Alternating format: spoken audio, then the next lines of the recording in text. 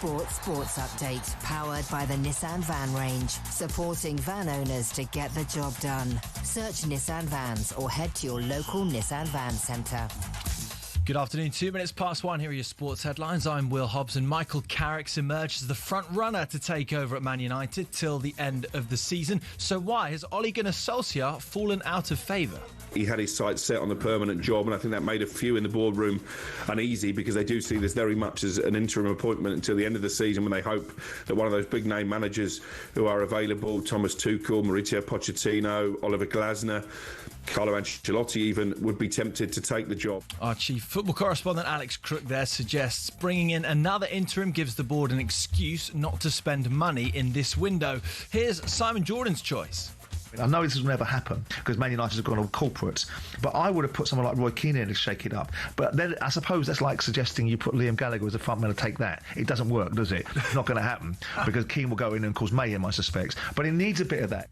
Meanwhile, we're hearing Spurs' midfielder Rodrigo Bentancur's out for 3 months with a hamstring injury. It means Tottenham are likely to move for a midfielder in the window. We're told Lucas Paquetá is open to leaving West Ham this month. He's keen on a return to Flamengo in Brazil. Nuno Espirito Santo wants Paquetá to stay. Macclesfield captain Paul Dawson's told us they knew Palace were beatable when Mark Gahey said he didn't fancy playing on the plastic pitch. The fourth round draws live on talkSPORT Drive this evening. The last remaining third round game, Liverpool versus Barnsley, follows that. And Eddie Howe says at this current moment he's not supportive of a new League Cup rule allowing players to represent two clubs in the same season. Antoine Semenyo featured for Bournemouth in their second round defeat to Brentford, and Semenyo could also line up for City against Newcastle live on talkSPORT tomorrow night. talkSPORT News. Media regulator Ofcom's launching a formal investigation into X's AI tool over concerns it's being used to create sexualised imagery of women and children. And former Tory Chancellor Nadhim Zahawi has joined Reform. More from the news team at past.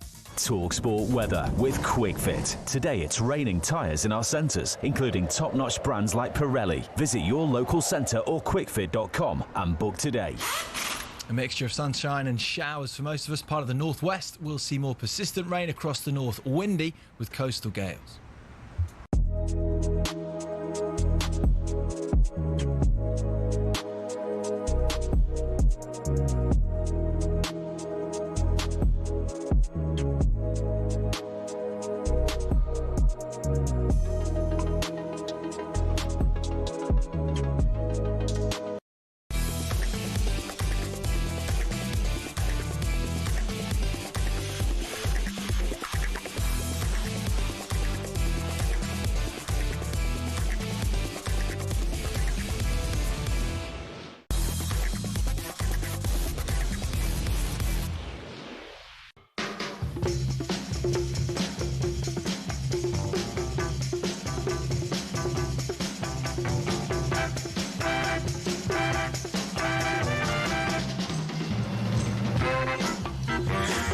This is Paul Hawksbee and Andy Jacobs with you through until 4 here on talkSPORT. Where this afternoon, Andy? Yeah, isn't it weird that Eddie Howe isn't keen on that rule change in the league? I know, strange. Would allow Antoine Semenyo to play against him. It's brilliant. What a massive shock. Coming up over the next 3 hours, Danny Kelly joins us to discuss the big talking points from the FA Cup. Former England spinner Graham Swan is here for his Ashes verdict and to chat about the challenge of Celebrity Who Dares wins. And Euro expert Andy Brassel reveals how Real Madrid's Arda Güler might soon be getting £250 from Harry Hill. Yeah, you never know. You know, he could do with it. We're also after your tales of featuring in the halftime entertainment. And that's because we're going to chat to the man who won £15,000 at Orient this weekend. Brilliant. And there's all this, plus Mark Webster tells us whether West Ham have found a goal scorer that might keep them up. We'll look back on the WSL weekend, including Earringgate. And we'll look ahead to Liverpool v Barnsley this evening. Sounds good. That's right, live on talkSPORT. It is 6 minutes past 1. Good afternoon, everyone. Good afternoon, Andy. Good afternoon, Paul. And I have finally recognised the definition of stupidity. Oh, have you really? Blimey, it took you a while. I know. It's Exeter trying to play it out from the back when they're already 3-0 down against City. Honestly, what is wrong with these coaches? Their egos are so massive. Surely the Exeter coach should be saying to these teams, Just bash it. Just play in their half. Let's put 2 men up. You've got to be, it's. I mean, they're unlikely to beat City anyway. He's just trying to get good habits into the lads. It's rubbish, honestly. Okay. I did feel for him a bit. It felt a bit cruel, really, but what are you going to do? If the chances come up, you've got to put Charlie enjoyed it. Yeah, Charlie would have, absolutely. Plymouth and Torquay fans. He was giving out the scores on Virgin and celebrating like that. But was he really? Yeah. Well, karma. Don't forget football karma, Charlie. Come back what a brilliant performance. We're going to talk about it, of course, by Macclesfield. Yeah, it was sensational, wasn't it? Ronnie Anderson, this is what I call a typical passive-aggressive letter to the newspapers. Yeah. Well done to non-league Macclesfield and their manager, John Rooney, for their sensational FA Cup victory over cup holders Crystal Palace. Perhaps John could tell brother Wayne why he failed as a manager. These people are pathetic, aren't they? You can't say anything nice, can you, really? Absolutely. That's true. So half-time entertainment we're going to talk about today because at Brisbane Road, home of Leighton Orient, they had a little competition where you had to hit the crossbar. And we're going to chat later on to Graham Pringle, who won £15,000 doing just that. He didn't look like he was going to dress for the occasion. No, he looked like he was sort of, going out to a club. Yeah, like he was going on somewhere. Yeah. But he thought he'd give Very it a trendy, go. like Little pork pie hat. Yeah, jeans, turn-ups and everything. Oh, yeah, he looked the part. So we'll find out. I mean, we're interested in your tales of maybe featuring in a bit of half-time entertainment at your club. If you've got any stories along those lines, we would love to hear from you this afternoon. So do get in touch. Whether it was because clubs have always done it. I think it was Charlton, wasn't it? Get a ball in a shed. Didn't they do that? I think a few clubs have done that. Got the local shed building company on board. So it's often let it, roll it towards the centre circle. Let it stop. Yeah. Well, the late great Martin Chivers used to run the one at Spurs, and he would come on the pitch at half time when TUI were our sponsors, and you'd have a fan from the opposition and a Tottenham fan, and the job was to weave through a load of deck chairs and then score past Chirpy, the Spurs mascot. Sounds like entertainment to be better than the actual game. I mean, Chirpy, basically when the Tottenham fan had a shot, it kind of went under his body, or he didn't quite keep it out. Yeah. But suddenly became Lev Yashin the moment the sort of Arsenal, Liverpool, Chelsea, whatever fan was having a go. I heard Chirpy's injured, though. He's out. Yeah, Chirpy's out for 3 months. I think they may be looking for a goalkeeper. So, yeah, it is a complete mess at my place. But anyway, maybe it's something we'll touch on later on. We're certainly going to go through all of the big stories from the FA Cup, all the big talking points of the FA Cup. And I'll be putting my theory out there of how Macclesfield's win, should I say, got everybody on their toes. And it did shape maybe the performance of some of the Premier League sides that followed at the weekend. So let us know. Half-time entertainment. If you've been involved in a bit of half-time entertainment on your pitch, or you've witnessed some of the best ones you've ever witnessed, because the clubs have to kind of come up with good ideas, don't they? They have to kind of come up with things that, because most people go and get a cup of tea or coffee or whatever and, don't stick around. But let us know. 03717 223344, talksport.com. You can text to 81089 or tweet to TSH&J. You have to laugh about Celtic. It's absolutely classic, isn't it? They can't win a game under Wilfred Nancy. Martin O'Neill comes back and they win 4-0. Yeah. And it says everything, doesn't it? It would suggest the players weren't having him. I'd say so. Yeah. Man. I know. And also from United's point of view, having an interim while they're waiting for an interim. Yeah. The interim. Not helpful to the players. It's not a great idea. Well, we await the white smoke from Old Trafford, and as soon as we get it, we'll let you know. I'm sure Crookie will be right across that, our chief football correspondent. And it looks like it is Michael Carrick, which I think is a better move, really. I mean, it's all very well to go back to Wale, but the problem is, if Michael Carrick does very well for the remainder of the season, and how much can you tell when they're only playing one game a week?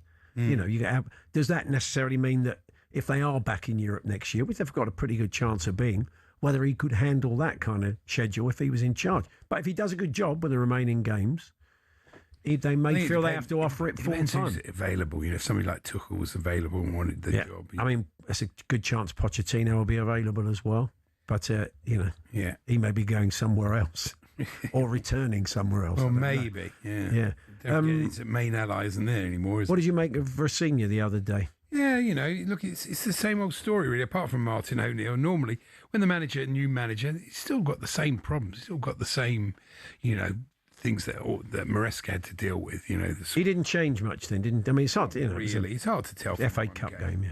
it doesn't matter who the manager is. Badishiel isn't good enough, is he? Really? Let's be honest. He isn't. But they've got this second line of players who have to play, and they're not quite as good as the first line. But Chelsea aren't the only club with that. No. talkSPORT, somebody is reminding me about the old deck chairs at Spurs. Yes, I was just telling that story. Duncan McKenzie used to jump over a mini. I don't think he did it every half-time, Sean, from Kent. No. I think he did it once. I mean, if you were... It's a famous photo. Yeah, I mean, Don Revie was the manager then, wasn't he? So, I mean, I don't think Don would want him to jump over a mini every game. I was just asking it in. Probably wasn't not, it? no. But he did do it once. Oh, big duck, that's right, I remember. talkSPORT.com, text 81089, tweet TSH&J. If you've been involved in the half-time entertainment at your club or witnessed a particularly memorable one, you want to tell us your story, get in touch this afternoon.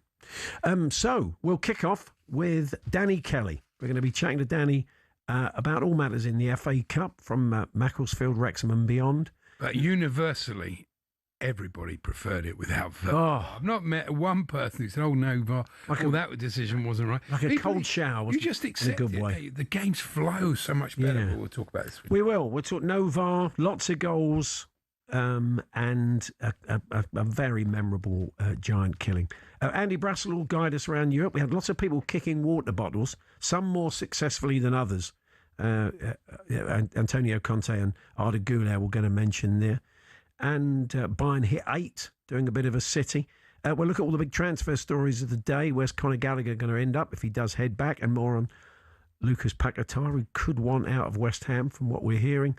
Graham Swan is here, former England spinner. He's on Celebrity Who Dares Wins at the moment. We'll chat about that. And, of course, reflect on the Ashes. He was out there, of course, for TNT. Lots more to come. We'll look ahead to Liverpool Barnsley this evening as well. We're here as always with our very good friends at Toolstation. Stay one step ahead, whatever the job. Next stop, Toolstation. Just a reminder, talksport.com, text to 81089, TSH&J, that's TSHANDJ on X, or 03717 22 3344 to get in touch this afternoon.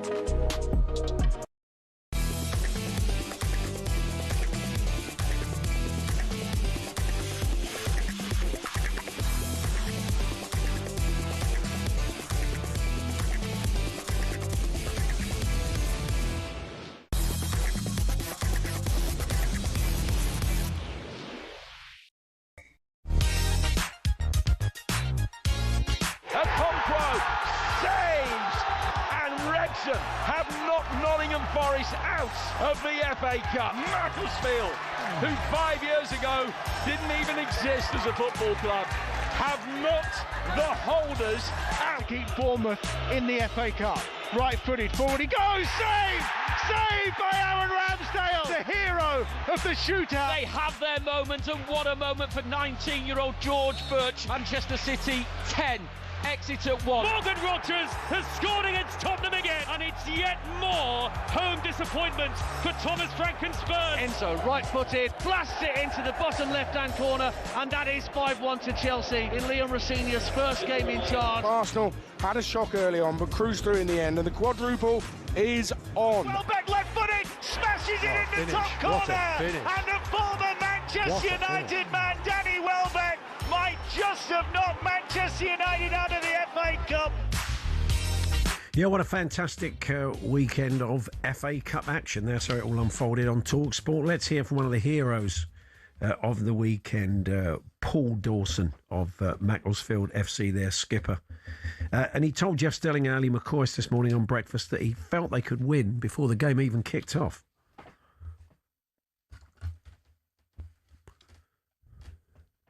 We just kind of took it as another game.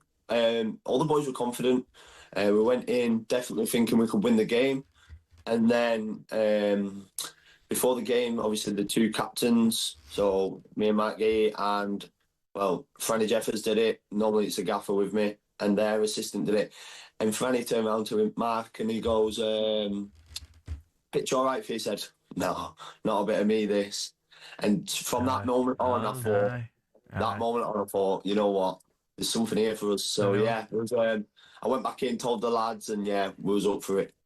It reminds me of when Spurs played Port Vale many years ago, and Bob Hazel, who was a pretty seasoned campaigner from that stage, looks at all the Tottenham players with their cuffs and all shuffling about on a cold Burslem afternoon, and he looked at his players and he said, they don't fancy it, lads. Yeah. And out we went 2-1. Danny Kelly will remember that game. Good afternoon, Danny.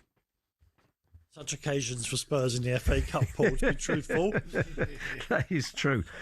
It was just, what an incredible... I mean, we had Wrexham on the Friday night. But it's what the third round needed. Yeah. It needed a big shock and like it did strike me, there couldn't have been a Premier League manager after that whose parting words to his players before they went out against lower league opposition, whether that's Burnley or Wolves or whoever, and said, look what's happened to Palace, lads. Don't take anything for granted. Get after them.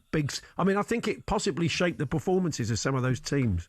Oh, I mean, Wrexham was enough for a warning, but everyone can say, but they are a coming power, fantastically well backed, a romantic story.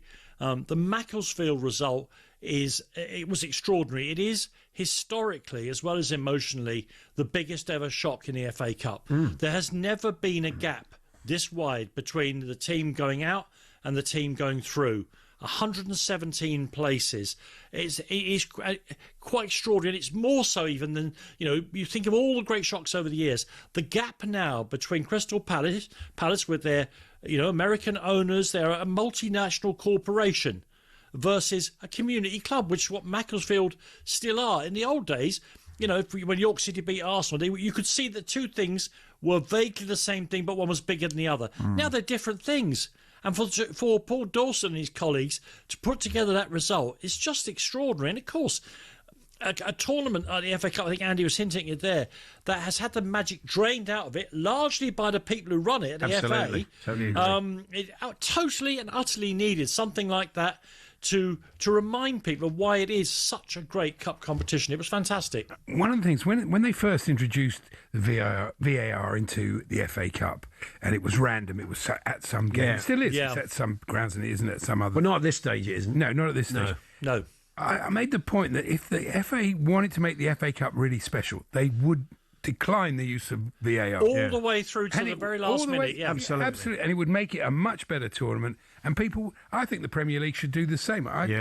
It's so universal. There's not one person on social media or I've heard on the radio or anything that said, it was poorer because they didn't have VAR. Let's look at it as a joy sucker with Paul Dawson's goal. He goes up. There's a little bit of contact with the Palace defender as he goes up. You know what would have happened. They would have rock and rolled over that. They would have been waiting for the decision.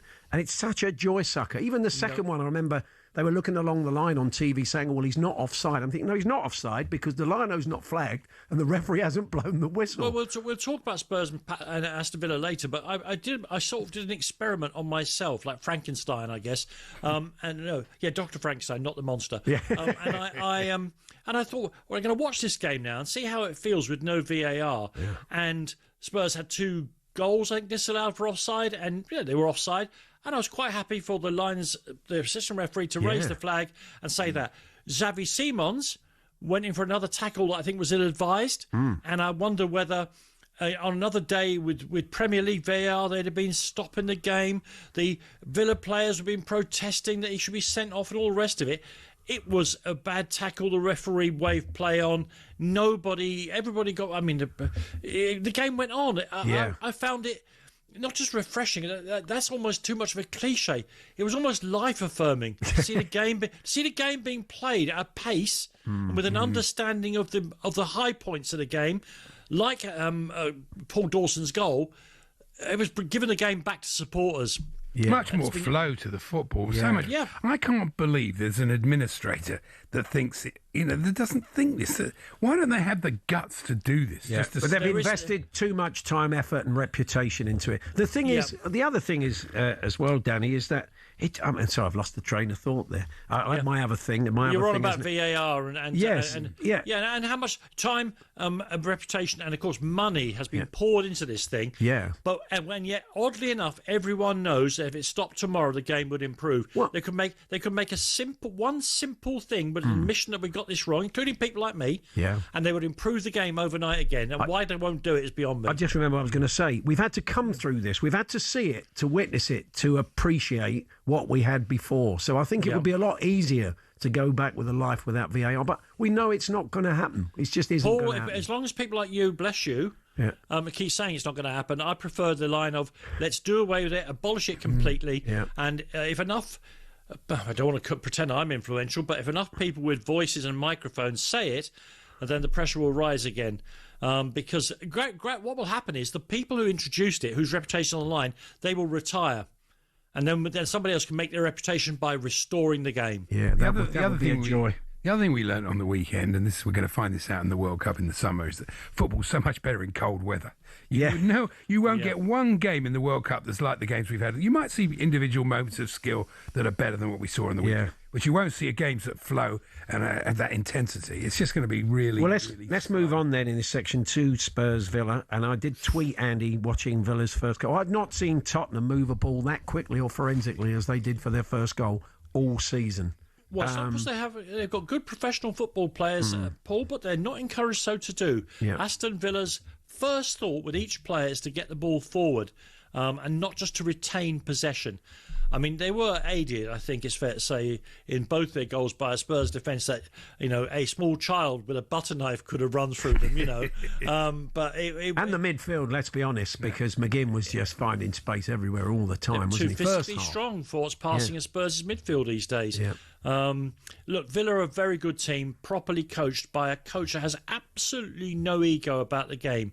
He does...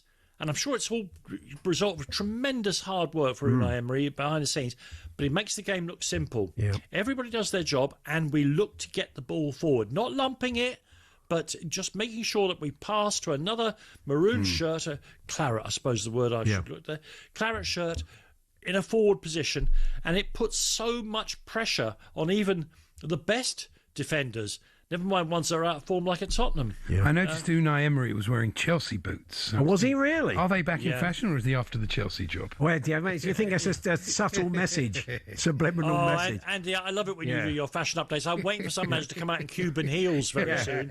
Well, love to see that. It has put more pressure, I think. Even more pressure on Paul. Thomas Frank. West Ham now is the game. If they lose at home to West Ham, it'll go to a level of toxicity that I don't think you'll be able to survive. How can that be the bar? Yeah. You have to beat West Ham at home to keep your job. That's and look, of course, Nuno Espirito Santo was sacked in a similarly short time, but even shorter at Spurs. After a home defeat of toxicity, he can get his revenge here, can't he? if West Ham can rouse themselves from their torpor to beat Spurs. I don't see what it'll do, though. I mean, unless they need to back him. It's the 12th of January. They've got no players. Betancourt's out now. They've got to go into the market. I don't know what they're doing. Bergval's out for a while. Kudus is out until April. It's really odd. You have to. I mean, Thomas Frank's a good manager, but he's got no chance if you don't give him the. I believe I'm being told that there's a bit of sympathy for him at the club. They do feel, in some ways, that he's being hung out to dry. I mean, you do sense them. That, by who or what? Well, I mean, I don't know this is a fact. I just get the sense that the old man who was there before working with Daniel Levy, Joe Lewis, is still running the club, and the kids are window dressing. I could be wrong. I get that sense. 12 days into the window, as Andy said, nothing going on. There was absolutely no reason why our 1.5 sporting directors, because one's on his way out. There's absolutely no reason why they couldn't have pushed the button on January the 1st to back a manager who clearly needs players, but Paul, they haven't done that. Don't get me started. The chaos at the club is reflected in the fiasco that I'm sure you're very well aware of the commemorative shirts for the 1901 non-league victory in the FA Cup. Where they had a feel of a white flag, Danny, unfortunately, didn't it? Really, they didn't. But you saw what happened. They didn't make enough of the shirts, so ordinary fans and season ticket holders didn't get hold of them. They're now going for £500 a pop on eBay because they just even couldn't organise a commemorative shirt. It's ridiculous. It went on sale half an hour earlier than it should have done, which upset a lot of people. So and the scalpers got them first. It was nice to see Cliff Jones there in the tribute. I mean, it was a lovely tribute. Incredible. Lovely tribute to Chiv. It was a lot of the ex-players turned out, but well done to Villa. Totally, really good team. Tottenham had their sort of 20 minutes, and they needed to score the second quickly, and when they didn't, Villa got on top again and could have got a third. But anyway. One last thing, Paul, about that. Yeah. There was 9 minutes of added on time. There's no such thing as added on time in football now. The team that's winning just waits for the referee to blow up for any free kick and then lie on the ground. Villa just absolutely nullified the last 10 minutes. Apart from Liverpool. Everyone does it. Because Arne Slot did tell us the other day they don't do that. We'll see. We're watching out for that. Yeah, Conor Bradley aside, which was a serious injury. Scandalous, shame. Anyway, we'll come on to Manchester City 10 brackets TEN, as you used to get on the video printer, Exeter 1, and all the other stories from the FA Cup with Danny Kelly next.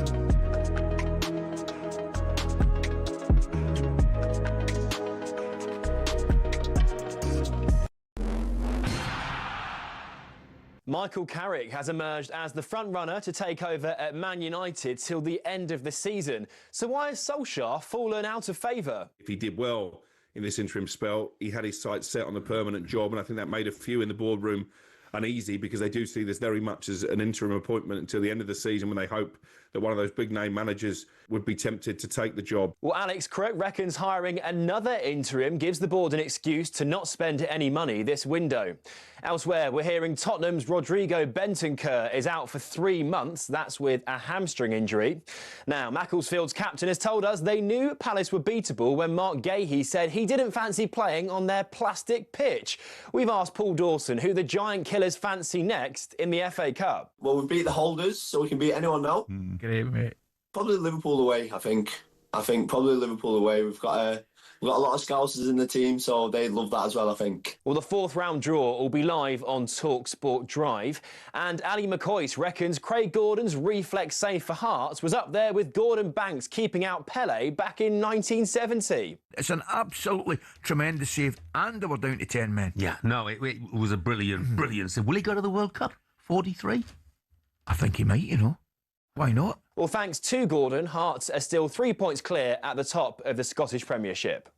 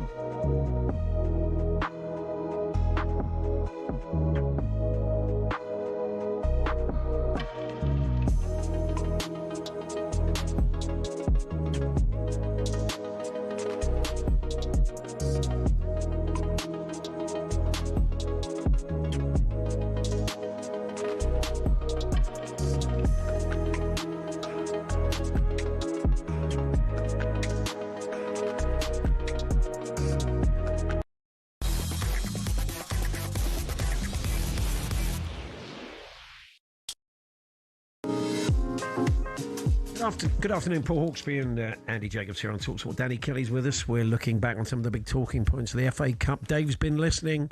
He said, lads, whilst it's nice not having the rigmarole of VAR after each goal, I noticed the linesman's flag going up very early on contentious calls yesterday at Old Trafford.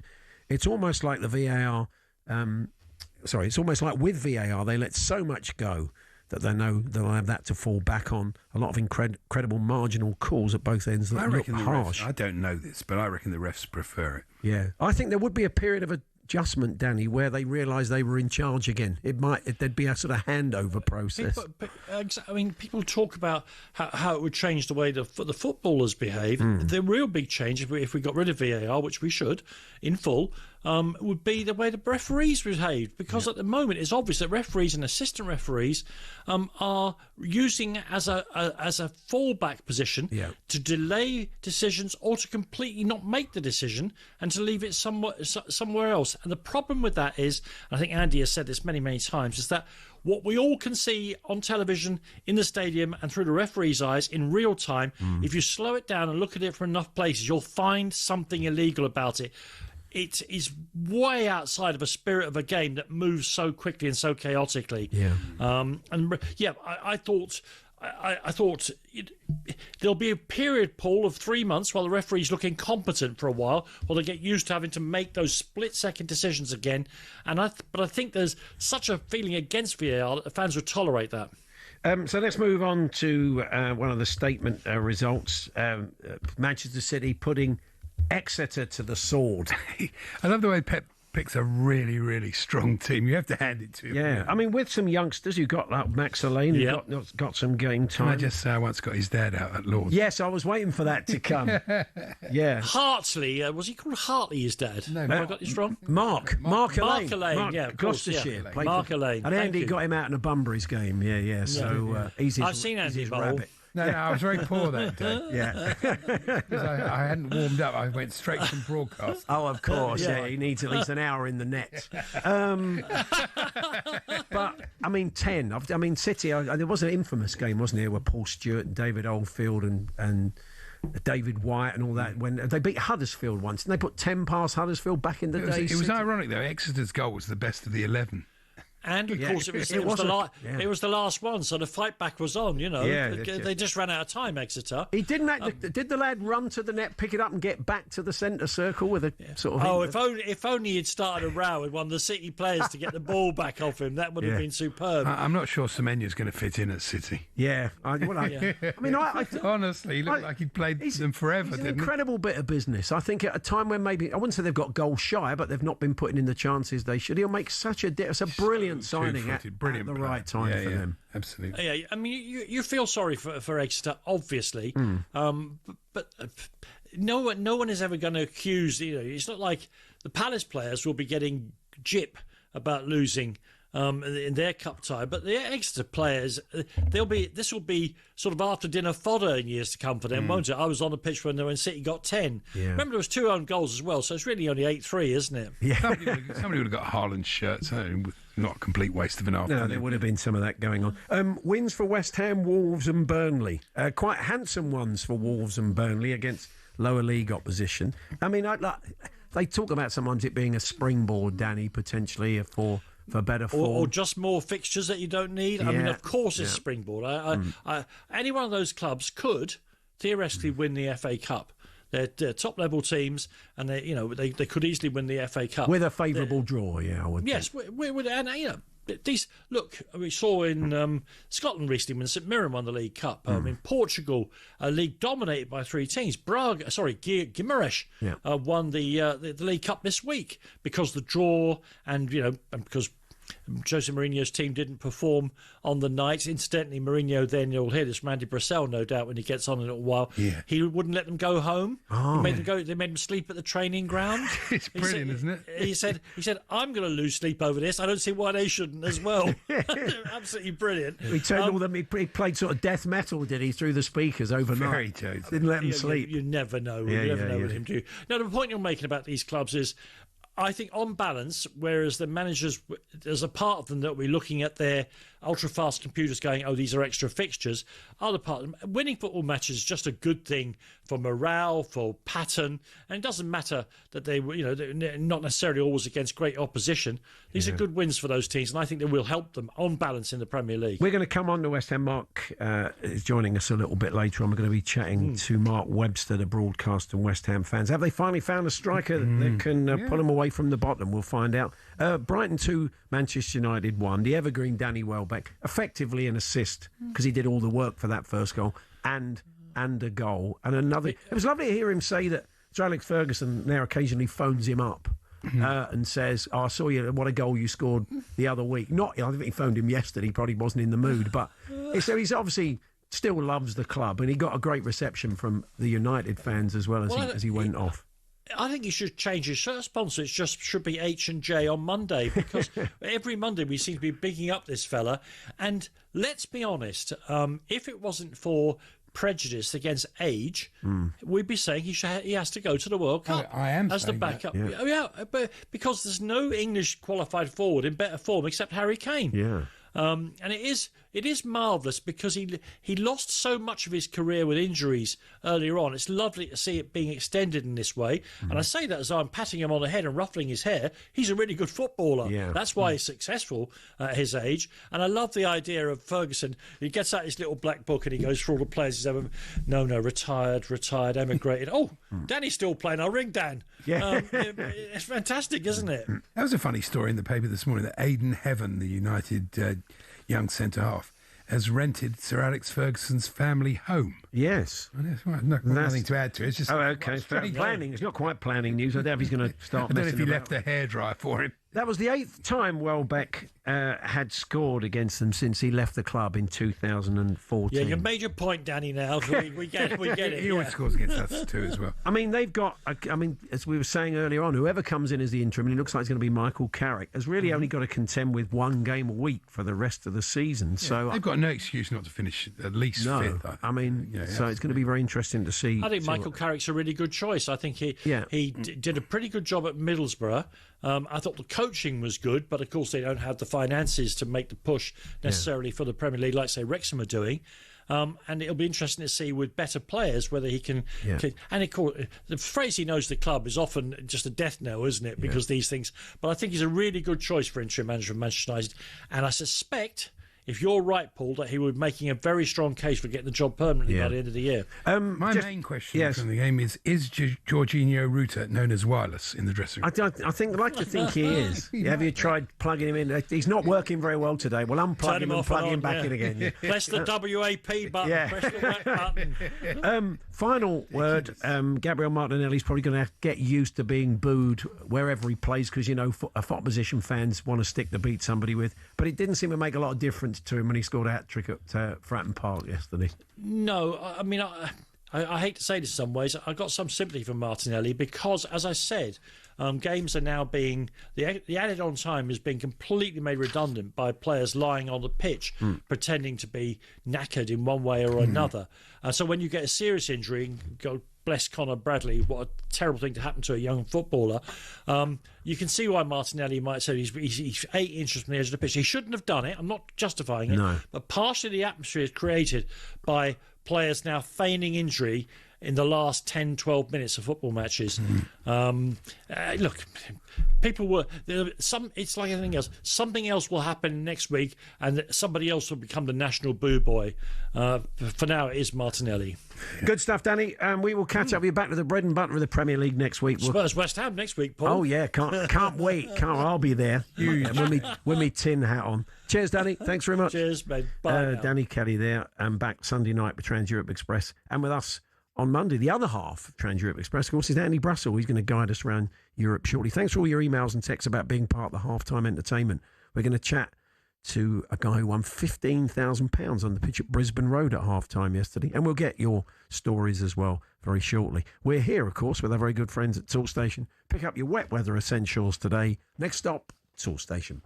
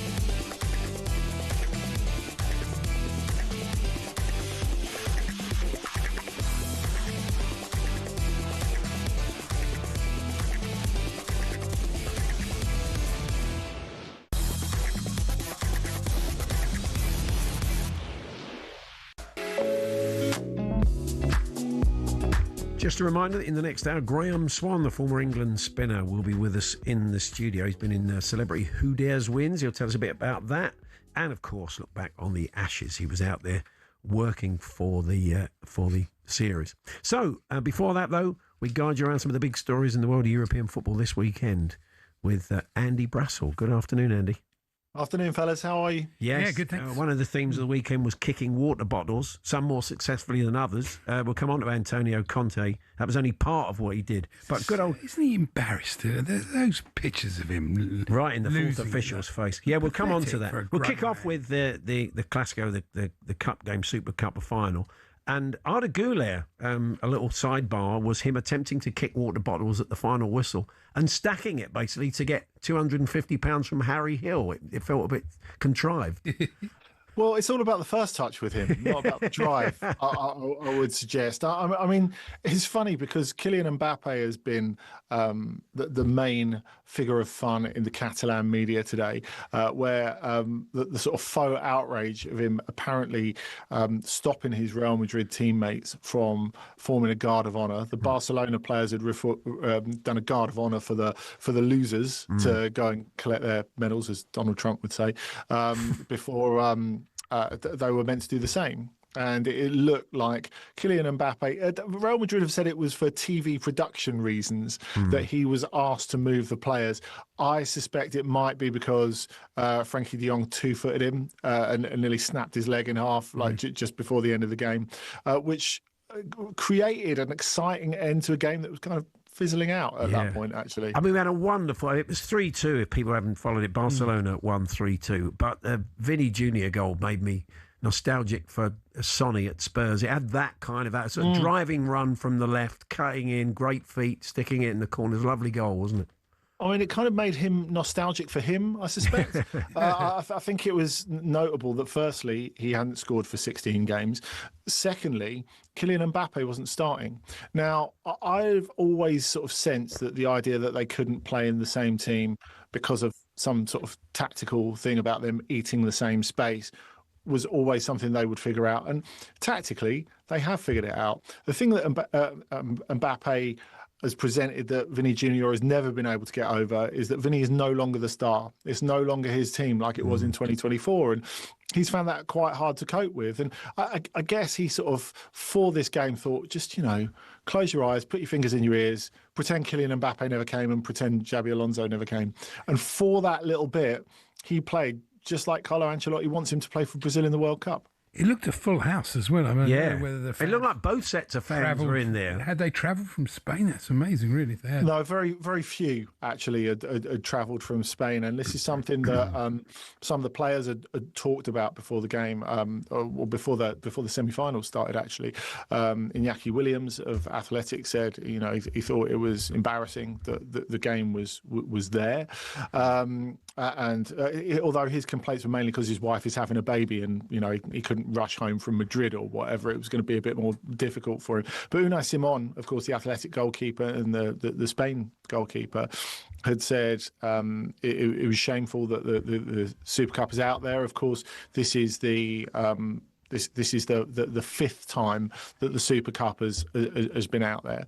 And he said, look, I think not only can most of our fans not go, but the ones who have gone won't want to go back, referring to an incident in one of the semi-finals where the wives and girlfriends of Mallorca players were harassed by locals as they were coming out of the ground. And thankfully, no repetition of that as far as we know. So. Yeah, the game was played in Jeddah, in case you weren't following it, in Saudi. Yes, it was a massive surprise to see Infantino trophy presentation. Yeah. I was shocked. Not like him.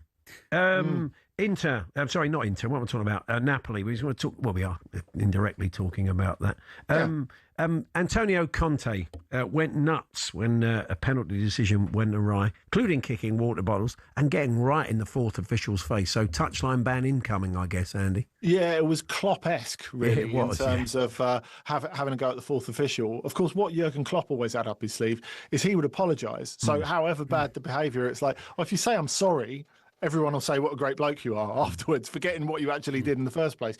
But with Antonio Conte, there was no apology forthcoming. He was pretty peeved at the decision. It was 1-1 at the time.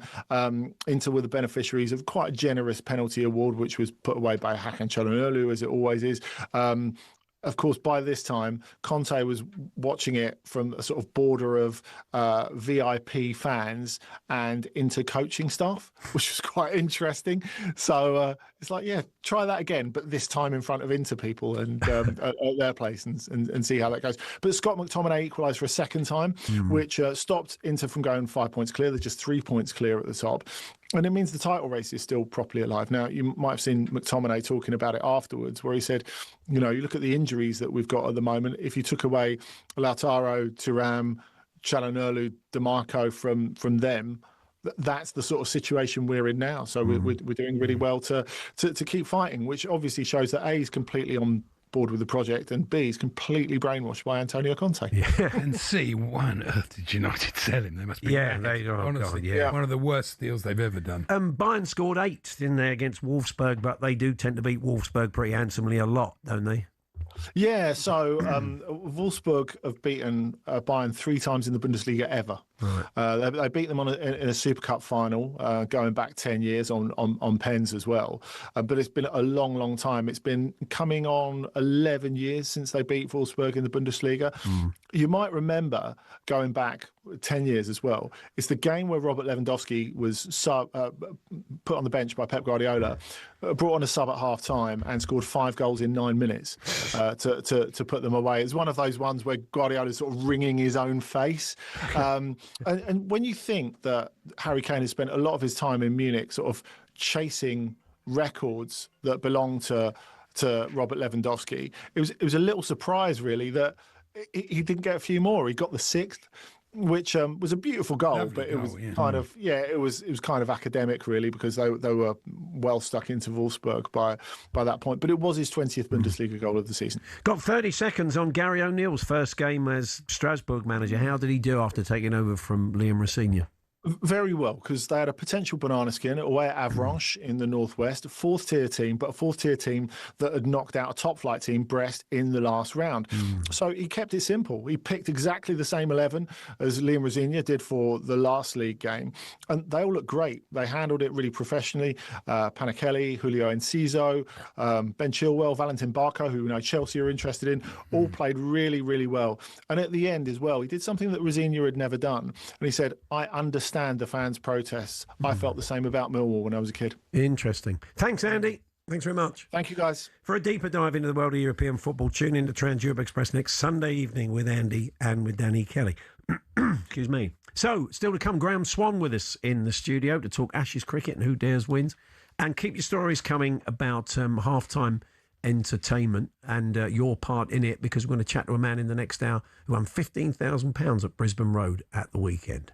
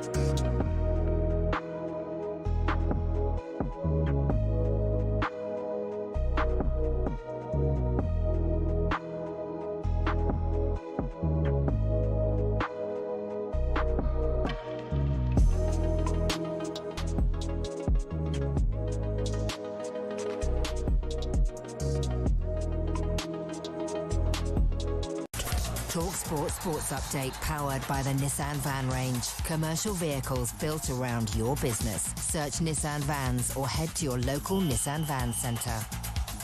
2 minutes past 2. Good afternoon. Here are your sports headlines. No new manager bounce for Darren Fletcher. Unsurprising, really, given he's neither permanent nor the manager. But we understand Michael Carrick is now the front-runner to take over that temporary hot seat. United's latest disappointment came on Sunday at the hands of an old favourite, Danny Welbeck. And Ali McCoy says he should be on the plane. He knows what his job would be. He would be a fantastic tourist. And by that, I mean, I use the word tourist because that's what we used to call him. You know, he's not going to be a problem at all. He's going to be great around the camp. And by the way, the most important thing is he gets a chance, he'll score.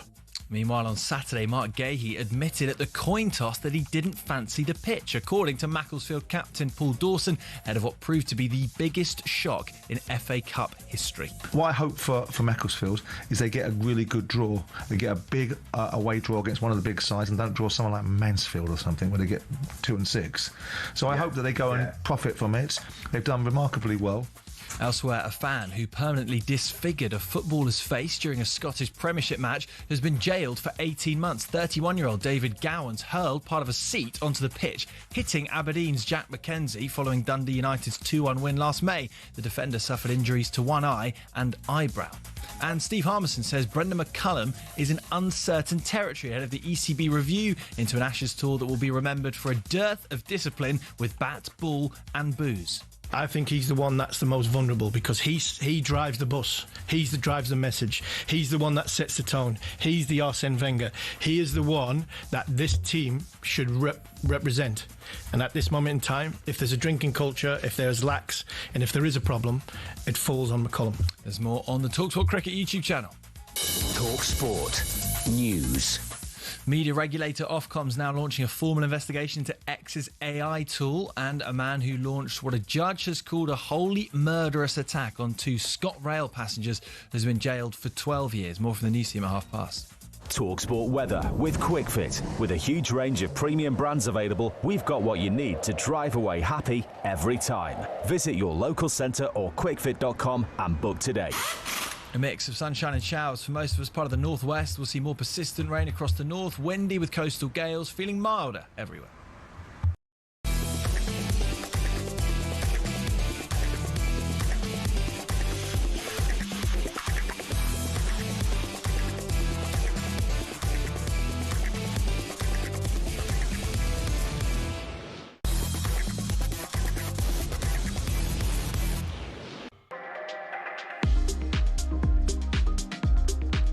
Time now for a transfer update thanks to Intuit QuickBooks. There's a couple of very interesting stories today, which we'll cover in the company of our man with the ear at the ground, Ben Jacobs. Good afternoon, Ben.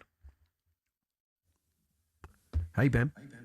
Good afternoon. We got you. Let's start with Lucas Paquetá. Reports today that he has agreed personal terms with Flamengo. He wants to go home. This is bad timing for West Ham, who probably were lifted slightly by that cup win and Castellanos' goal. But this is a blow for them. What's the latest on this? Yeah, Lucas Paquetá would like to join Flamengo. You may remember over the summer, Tottenham and in particular Aston Villa were linked, but West Ham didn't want to sell. And Paquetá then scored in August against Aston Villa and did a phone sign, dropped it and kissed the West Ham badge. And that looked like it was that. But it was actually around that time, and even when he was still not cleared of those FA charges for spot fixing, that Flamengo first made their move, and since then they've kept in touch. Paquetá is not just thinking about this move in football terms. He wants to go back for family reasons as well, and it's just been about timing. I think he felt a lot of loyalty to West Ham during the spot fixing charges investigation, and now that he's been cleared, he's taken his time to think about his long-term future, and he has indeed agreed terms with Flamengo. They'd have to pay West Ham a fee somewhere in the region of 35 to 40 million pounds, but the stumbling block is even if Paquetá wants to go now, West Ham are not necessarily looking to sell. So it could be something that develops in January. But don't be surprised if West Ham go to Paquetá in the next few days and ask him to stay until at the earliest the summer to try and keep them up in the Premier League before potentially departing. I mean, what you don't want is a key player like that so demotivated for the, when you're fighting for your lives. It's going to be a difficult call, isn't it, for the board there and the manager?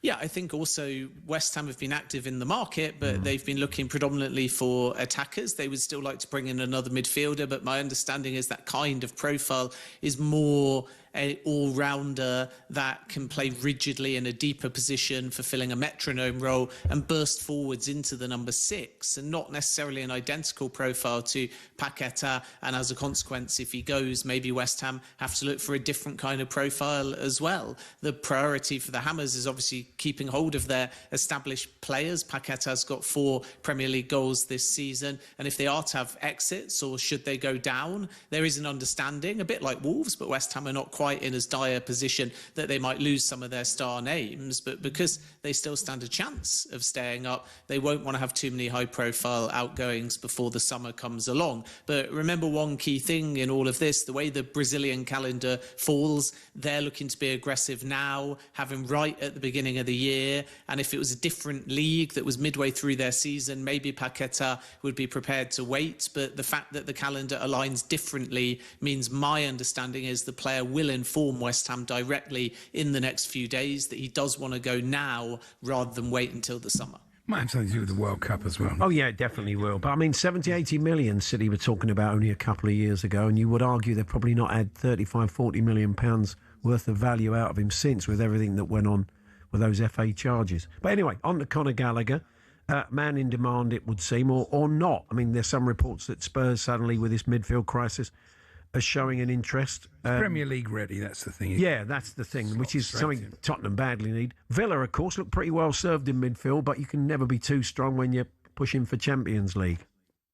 Yeah, I think Aston Villa are assessing what kind of attacker they want. Both Conor Gallagher, as we revealed on talkSPORT, and also Tammy Abraham are 2 names, different kind of players. There's not a absolute clarity yet as to whether financially it has to be one or the other. And the good news for Villa is, even though their PSR position is a little bit tighter than other clubs, one thing to bear in mind is because originally when Harvey Elliott arrived, it was a 10-game obligation to buy, of which he's played 5. Villa at that point, even though it's unravelled differently, had budgeted to spend that 35 million on Harvey Elliott because the number of appearances was small. And as a consequence, if they can find a way of either allowing Harvey Elliott to go back to Liverpool now or simply just keeping him, even though that would require a wage in the second half of the season, there's basically £35 million budget in place.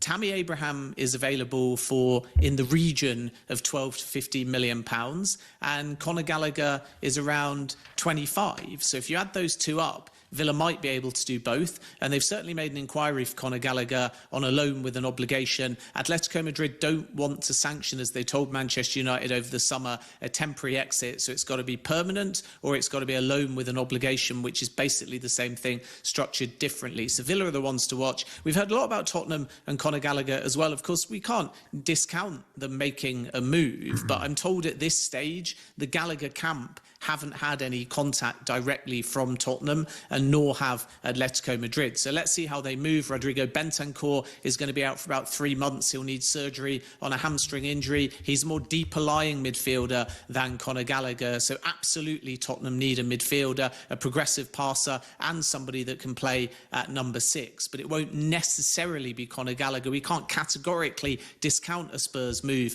but it's Villa at the moment that have made the inquiry. Strand Larsen's an interesting one, I think, because Wolves need his goals, but have they got no chance of staying up? Will they get more money for him now? You know, it's an interesting dilemma for them. Yeah, that's exactly it. And I think Wolves' preference is for now to keep hold of João Gomez and sell Jørgen Strand Larsen. Part of that is because they've got Tolo, the youngster Mane from more of a midfield role is also contributing very heavily and scoring goals. And Hwang, who was linked with a move to Crystal Palace, has been starting Premier League games. So everybody knows what Strand Larsen is capable of, but his value is going down for those reasons that you mentioned. The first, that Wolves look like they're going to get relegated, but also let's not forget at the moment he's only got one Premier League goal, so that's not helping with the valuation either. And this is why if Wolves get a £40 million offer now, maybe even 35 million with add-ons, they are prepared to sell. We've heard lots of clubs linked with his signature, including Tottenham, but at this stage I'm told the leading candidate, the one that is the most active, is actually Nottingham Forest, and Strand Larsen may be taking a bit of a gamble that Forest are going to stay up and then move very quickly onto better things and start pushing towards some of those European places. So Strand Larsen is interested in a move to Wolves. It's not big upheaval for him and his family, and they at the moment are the ones to watch to try and get his signature in January. And just final one, Mark Gay, what's the latest there? Is the likelihood he stays at Palace in January? I think Manchester City are trying to change that, but it is all on Gay rather than club-to-club negotiation.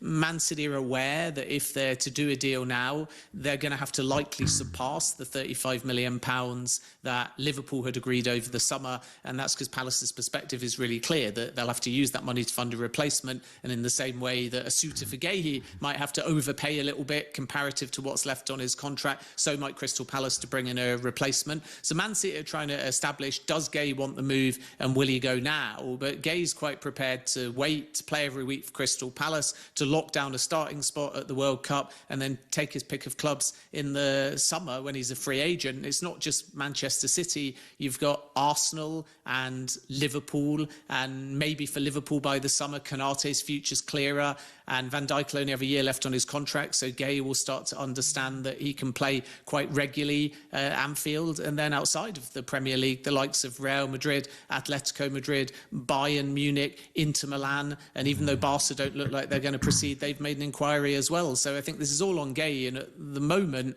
although there could be a twist if City put serious money on the table, Gay is quite calm and content just to wait and then choose his club in the summer. No, understandable, I think. Thank you, Ben. We'll catch up with you soon. Thanks, guys. Ben Jacobs, our transfer expert there. Alex Crook, our chief football correspondent, is also right across everything in the market. Any breaking news on Michael Carrick at Old Trafford, we'll let you know. And Crookie's notebook pops up, of course, on a regular basis, and the transfer ticker is at talksport.com if you want to keep up with everything that's going on.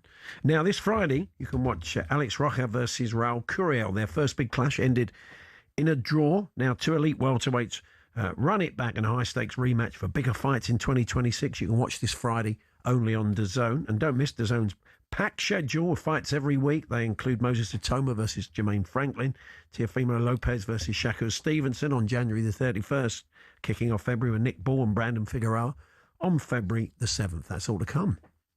Boxing update on talkSPORT with DAZN, the global home of boxing. Sign up now at dazn.com/boxing.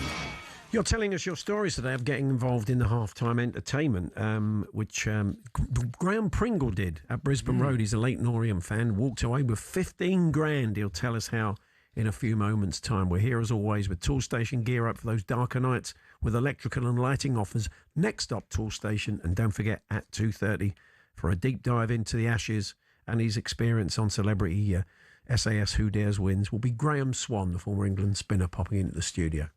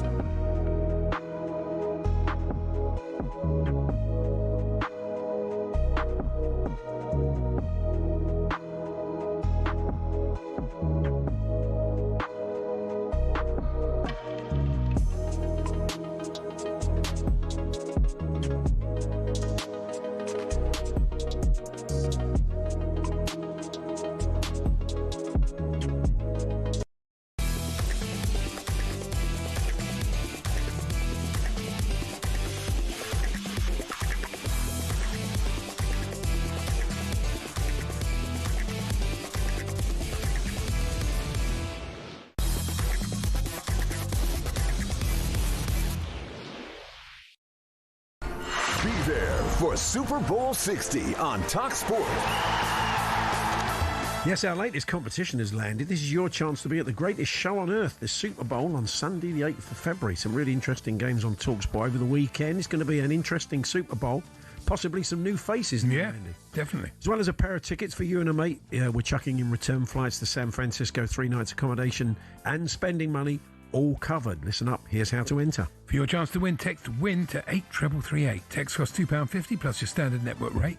Or call 0343 418 7260. Lines close the 22nd of January 2026 at 4 p.m. That's when you'll need to answer your phone if it rings. 18 plus, UK residents only. This is a network promotion. Full T's and C's at talkSPORT.com. So for your chance to win, text WIN, WIN, to 83338 right now. Graham Swan with us in the studio very shortly to talk a bit of cricket and celebrity SAS Who Dares wins. Before that, though, another Graham who left Brisbane Road 15 grand richer. Brilliant. After taking part in the half-time entertainment. Graham Pringle joins us, O's fan. Good afternoon, Graham. Yes, good afternoon. Well, congratulations. Tremendous. I mean, was it kind of a bit of a random thing on the day, or had you written in or asked the club and told them you wanted to take part beforehand? No, you apply online, and basically it started off, I think, 3 grand. Yeah. And then everybody that's had a chance each home game, it went up by another £1,000. Wow. I got the call, or I got an email from April at the club around about Wednesday, Thursday, saying that I've been chosen for the Cardiff game, and it was 15 grand. So, yeah, just a case of hanging on in there, really. Did you practice? Yeah. In those couple of days, were you out in the garden? No, mate, no. To be honest with you, I haven't kicked a ball in earnest probably about 20 years. So you had one just to warm up. I saw it. Your first one wasn't the greatest. Your second, though, pings the bar. That's what wins you the money, isn't it? Yeah, to be honest with you, I had a little feel of the ball, the first one. I thought a bit lighter than back in my day. Well, you used to have laces in it, Graham, then. Yeah. Waterlogged as well. Yeah. So well, I won't hit as hard as I think I should, because it'll probably carry over the bar. And dipped in, pathetic shot, really. And he then gave me a choice of taking one of 3 envelopes. So I picked the right one that said have another go. Right. The second time I thought, I'll give this one a little bit more welly, and it was got the crowd going a bit with a bit of a session, and it was great fun. Absolutely brilliant. What footwear were you wearing? Sorry, Paul. Yeah. I just had a pair of trainers on. I thought, I'm not going out and spending money on a pair of boots. You can afford to now. I mean, did you play a lot when you were a kid? Huh? Did you play a lot of football in your life? Yeah, I played down at the O's when I was a youngster. I played with a youth team in the South team, and I used to play in the same team as Gary O'Reilly and Vince Hilaire. Oh, yeah, okay. Wow. So, reasonable player. Yeah. Nothing special, bad attitude, but... It's nice that money's kind of stayed in the club as you're an ex-O's player. That's good, really. That's a nice touch. I mean, the thing is, I think I've always had an affinity for the club because of those days, and I think, I've taken my son down there to watch quite a number of times over the years, my grandsons, all the kids. The playoff final we got to took about 15, 16 of us to that game. Disappointed result against Cheltenham, but it's a great little family club, and everyone knows else, and everyone's really friendly, which is what it's all about, really. And you weren't wearing... Oh, go on. I was going to say, you attempted a knee slide, didn't you, that turned into sort of just throwing yourself to the ground, Graham?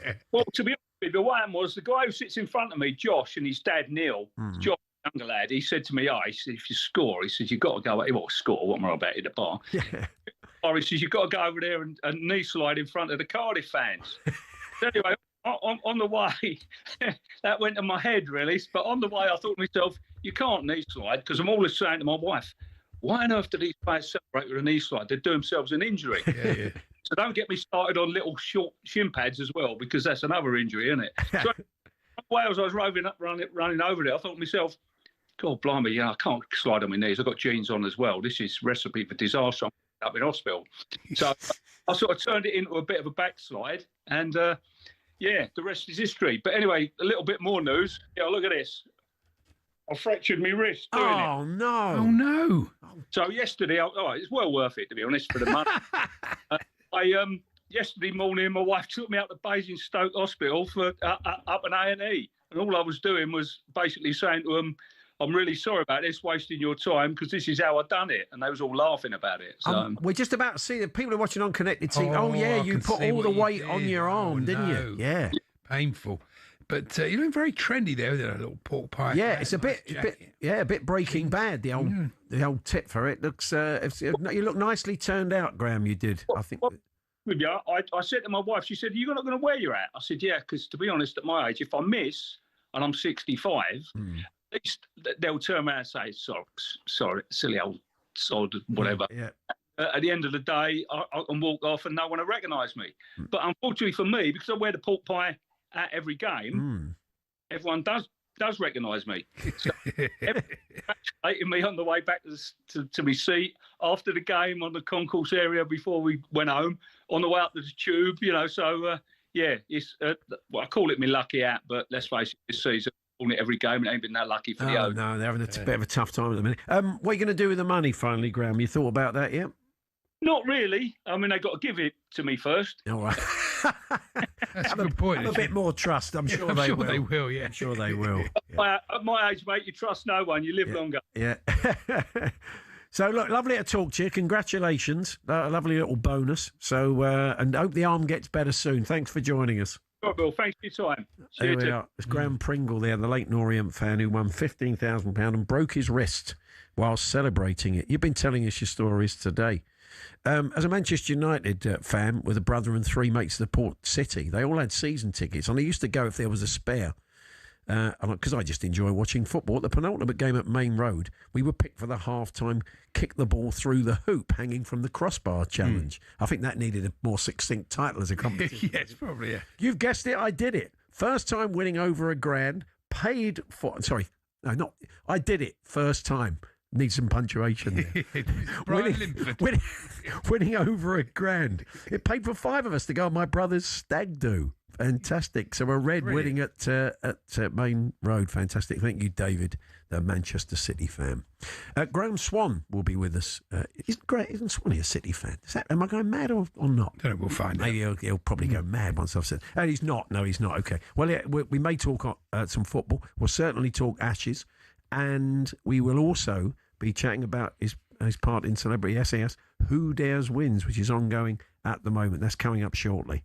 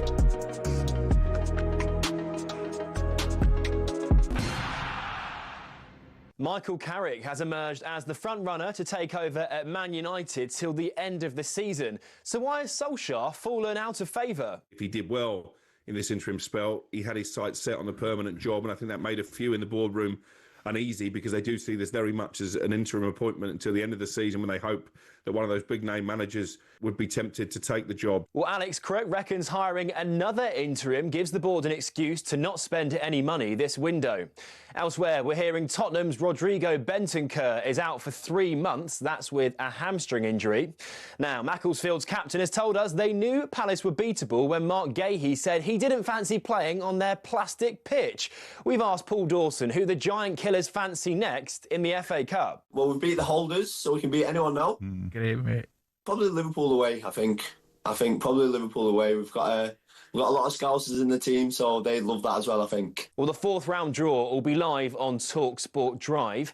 And Ali McCoy reckons Craig Gordon's reflex save for Hearts was up there with Gordon Banks keeping out Pele back in 1970. It's an absolutely tremendous save, and they were down to 10 men. Yeah, no, it was a brilliant save. Will he go to the World Cup?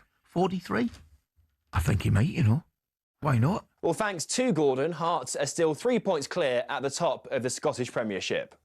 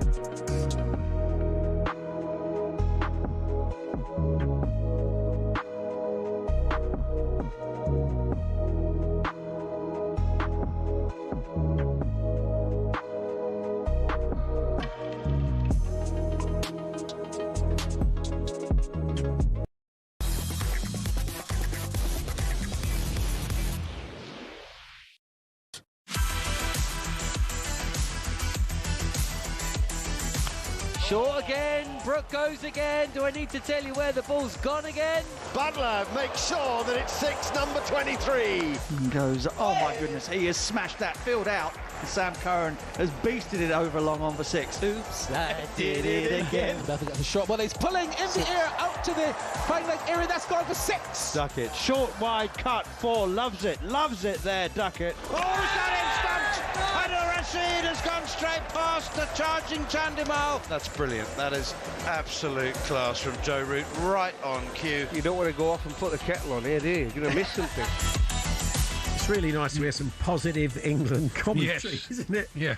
So, just a reminder, we're live and exclusive ball-by-ball commentary of England's white ball tour of Sri Lanka later this month. We'll have coverage of the 3 ODIs and the 3 T20s and England's last series before the T20 World Cup starts in February. The easiest way to listen is to download the free talkSPORT app with following on podcasts available on every single day of the tour. Now, back in 2013...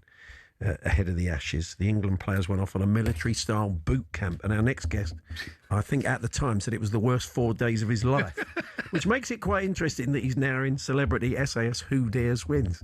Graham Swan joins us. Hi, Graham. Hello, chaps. How you doing? It was very similar, I'll be honest.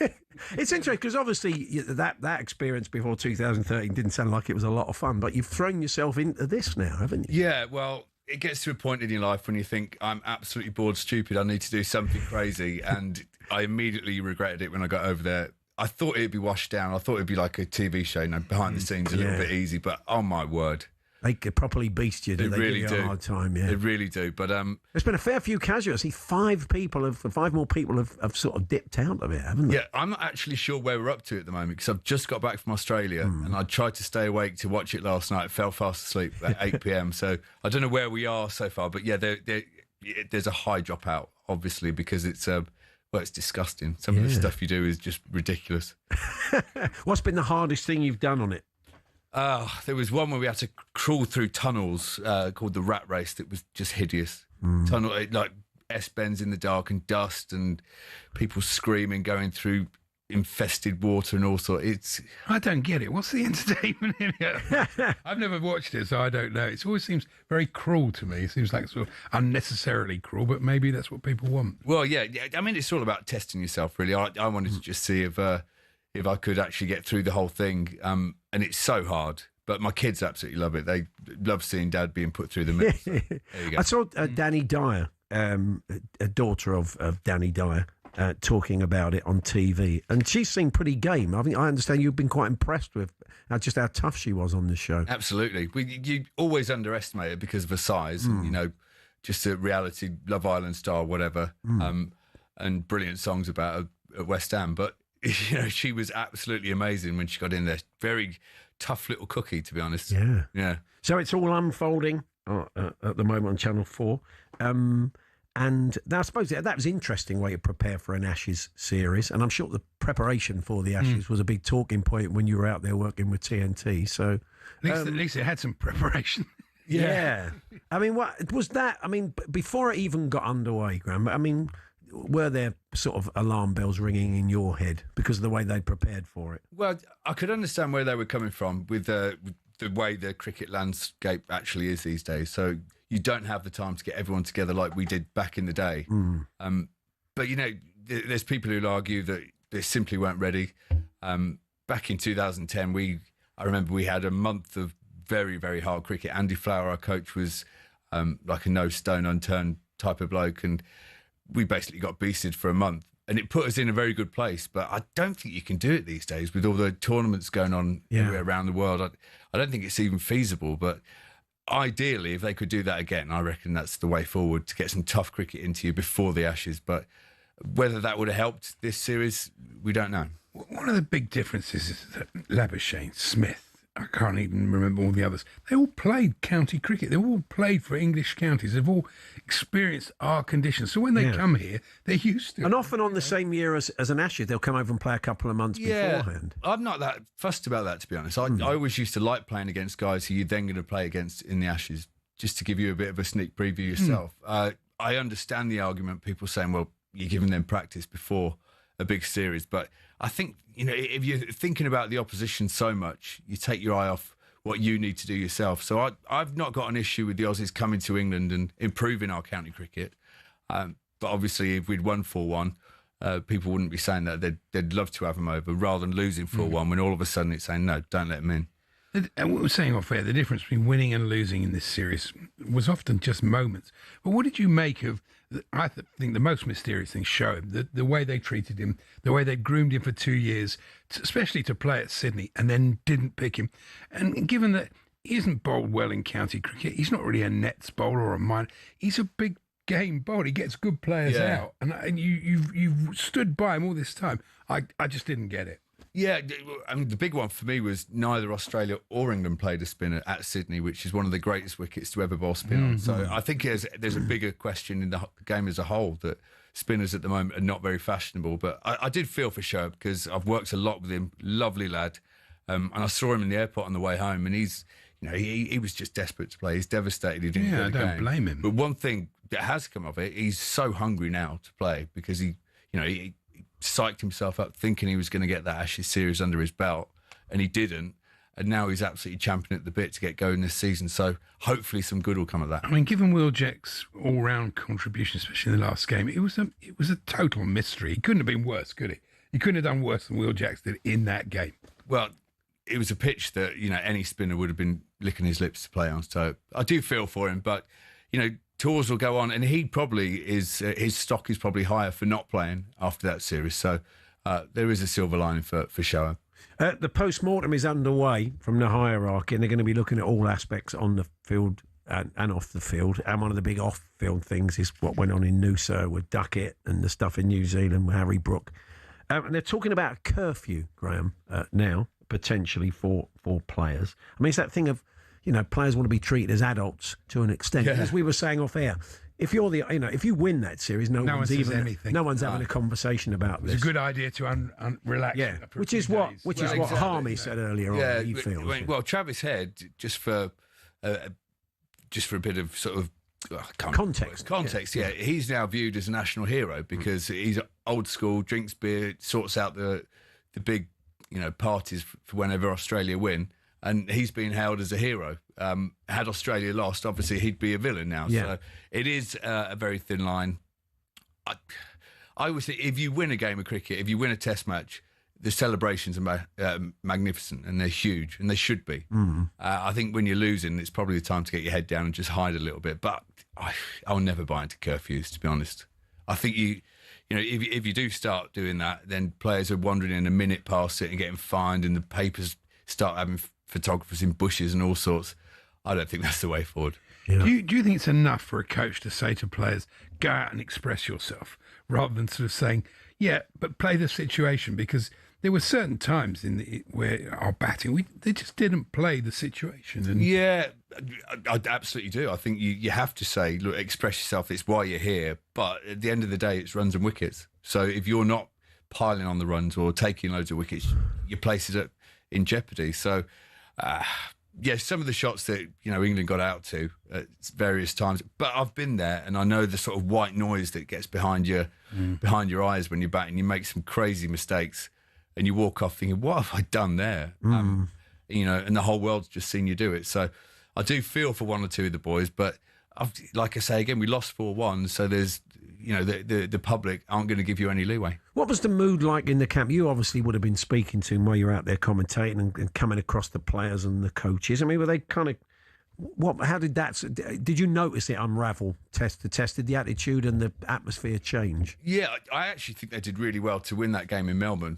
From being 3-0 down, that is a time when it can all go to pot and you can get hammered 5-0. So the turnaround in Melbourne was amazing. The disappointing thing was that the week after in Sydney, on a brilliant pitch, ended up getting 100 runs too few in the first innings, and then not being able to bowl Australia out. When you said it earlier, England had so many times when they had the upper hand, but just couldn't take it. Dropped so many catches. That's the big one. Dropping catches, and the Aussies were catching flies the whole summer. It was ridiculous. That Labuschagne, I don't know what he's got on his mitts, but I'm not going to say sandpaper. It's sticky in his hands. He was amazing. He was an irritant, though, isn't he, when he's fielding? God, that's when you hear that, when you hear that stump, Mike, it's constant. You'd be tempted to go, well, come on, mate, just shut up. I know it's when designed you want for someone like Andrew Flintoff playing for you, because no one said that nonsense when he was playing. Yeah. Graham Swan's with us in the studio. We're going to keep chatting about the Ashes and the way forward for England. Just a reminder, Sri Lanka's up next, and we're going to bring you the 3 ODIs and 3 T20s live and exclusive here on talkSPORT. We're here, as always, with our very good friends at Toolstation. Get winter ready, should I say, for heating and insulation essentials. Next stop, Toolstation.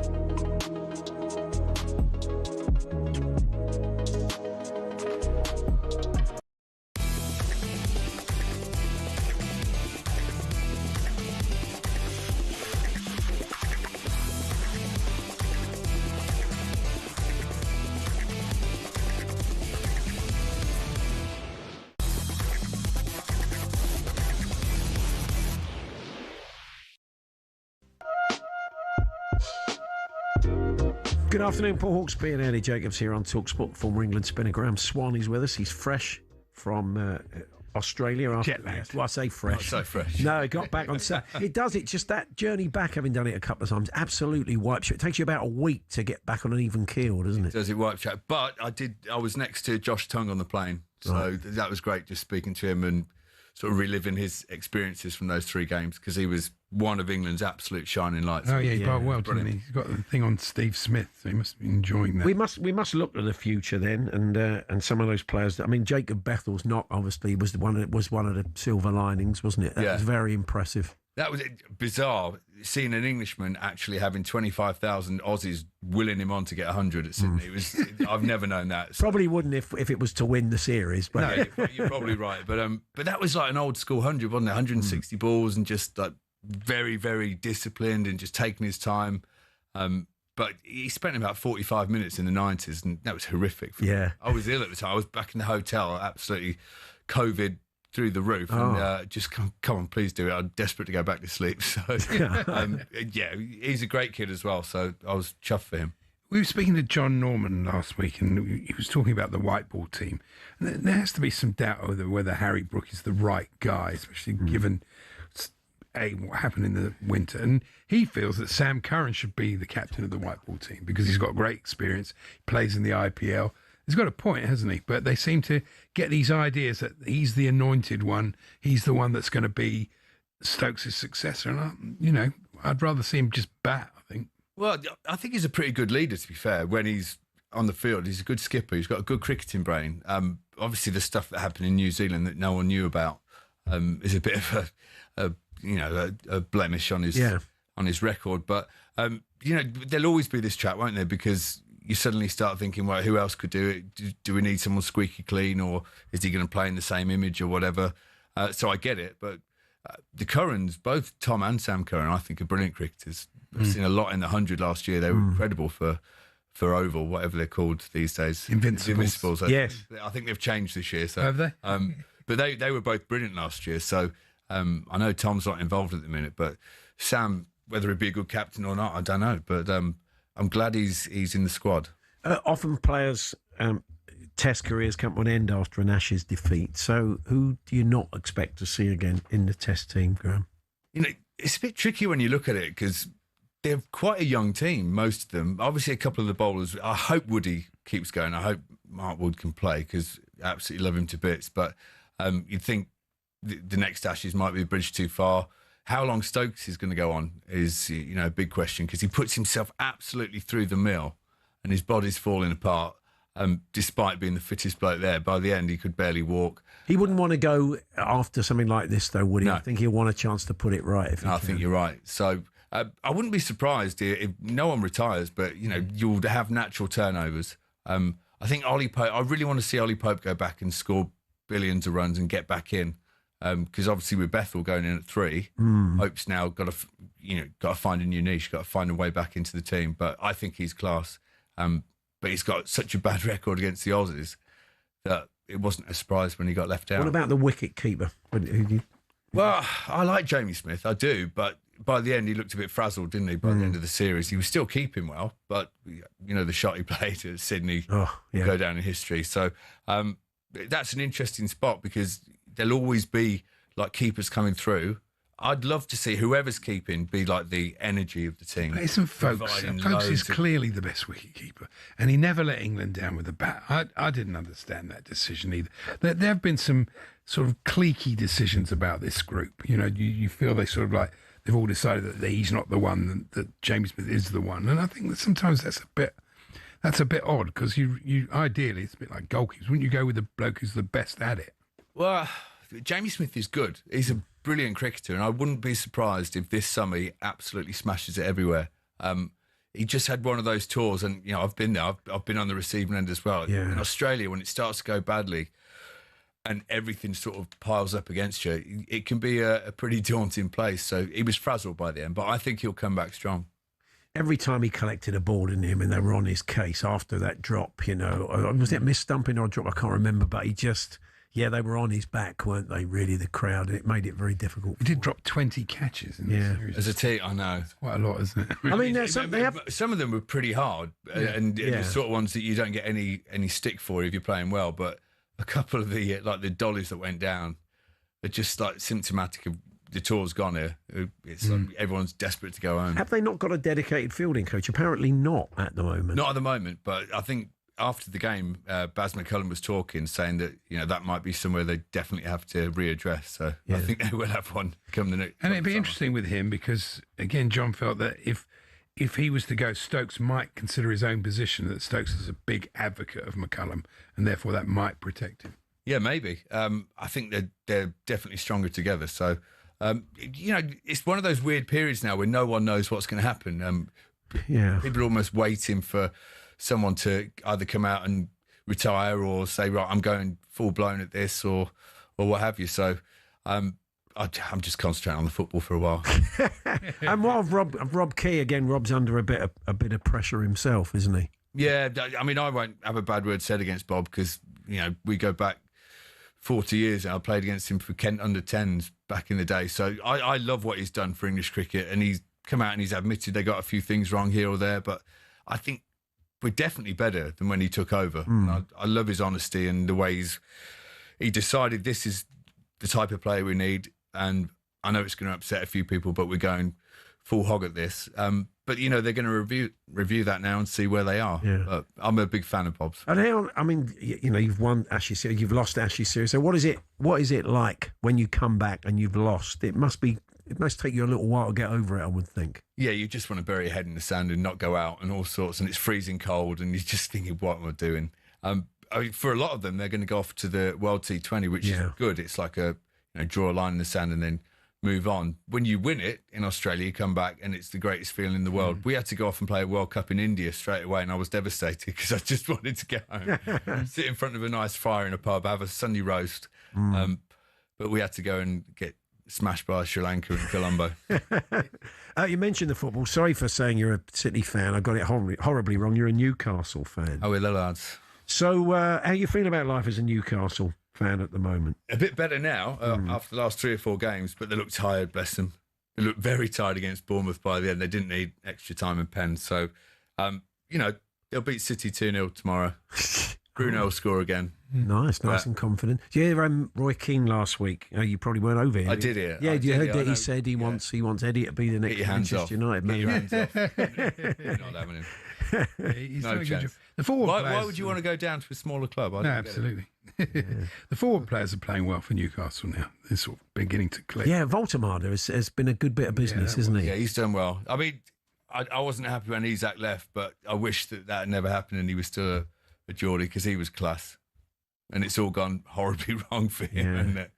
And also, Ben Cohen's in Who Dares Wins. He is. Is that right? You played rugby with him when you were kids? Yeah. When we were like 15, 16. I mean, he was always going to go on and play big boy rugby, and I wasn't because I wanted to play cricket. I only played rugby because they did it at my school, something during the winter. But yeah, that was amazing. I had no idea he was in the show, and then turned up at the airport to leave, and there he was, like a 30-year Northampton reunion. So that was great. Excellent. Well, you can watch Celebrity SAS Who Dares Win Sundays and Mondays, 9 p.m. on Channel 4. You can watch live, or of course you can stream it.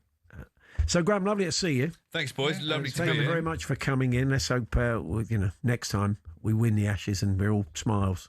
Yeah. Happier interview. Yeah. It'll be so on. Yeah. Let's hope Andy lives to see it. On that positive note. Wrong. And don't forget that Sri Lanka White Ball series live and exclusive on talkSPORT, getting underway later than... Oh, sorry, no, it's not later this month. It's in February. It's Paul Hawksbee and Andy Jacobs here on talkSPORT. Lots more to come in the final hour.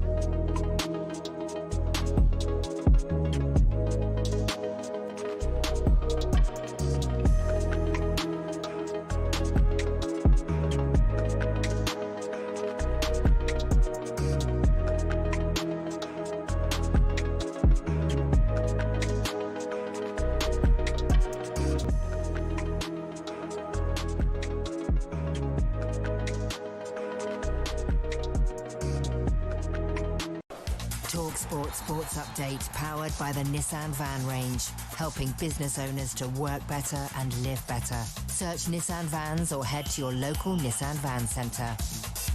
It's just gone 3 p.m. Good afternoon. Michael Carrick, the current front runner, is a better bet than Ole Gunnar Solskjaer, according to Simon Jordan. But who would he choose ideally?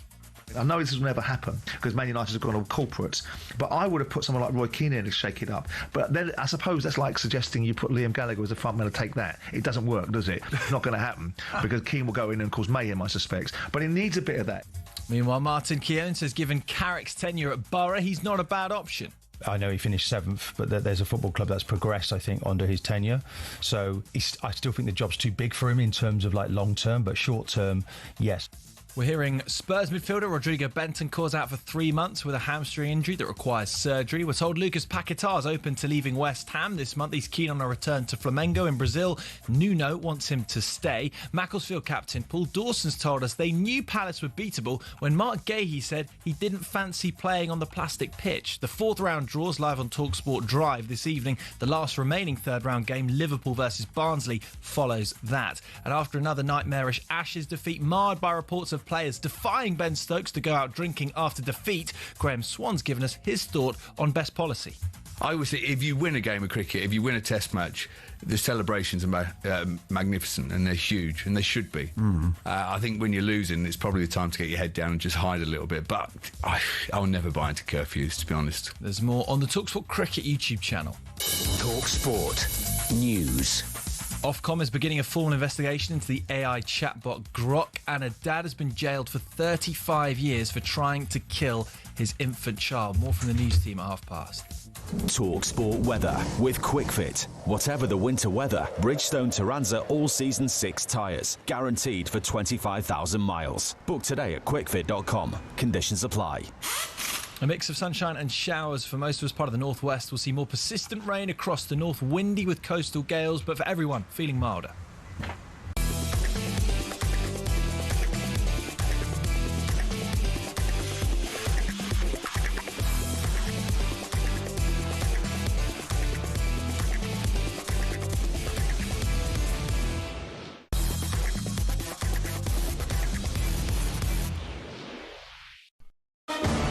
Power on talkSPORT. With Paddy's Super Sub, your new bet rolls over to the new player coming on. T's and C's and exclusions apply. 18 plus, begambleaware.org. This is time now for today's Bet Builder with our friends at Paddy Power. We welcome Fern Buckley. We're going to look ahead to night's remaining 3rd round FA Cup match as Liverpool play Barnsley at Anfield. Good afternoon, Fern. Good afternoon. So lovely to have you back for this Bet Builder. Yeah, we haven't spoken to you for a while. Well, maybe you did last week. We did last week. Yeah. Last week I was on, yeah. I hope we reminisced about the one we finally got right before Christmas. The one finally came off.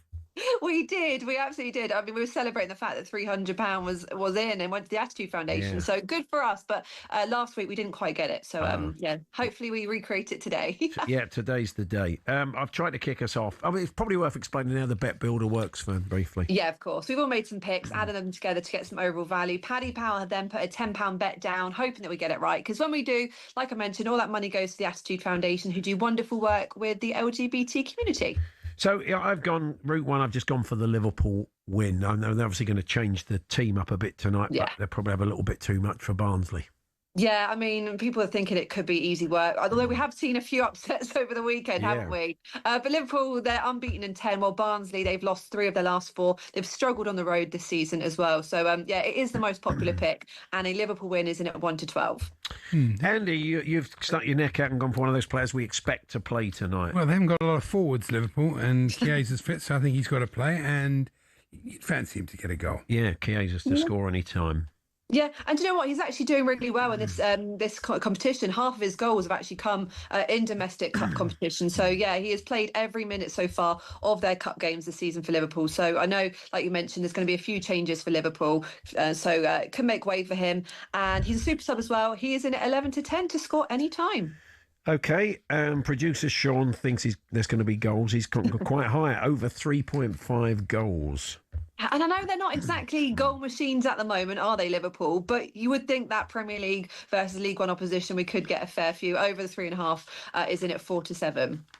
Now, the People's Pick is one of the more popular bets amongst your bet builder punters at Paddy Power. And what have they gone with?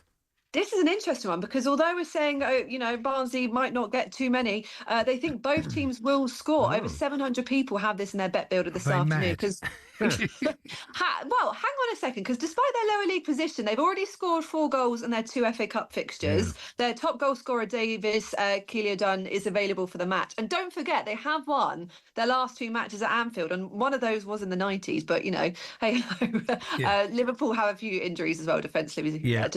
So could get a goal past them, and that's at 17 to 20. I'm going to change up a bit at the back, I would imagine, tonight. Yeah. And what have you gone with, Fern?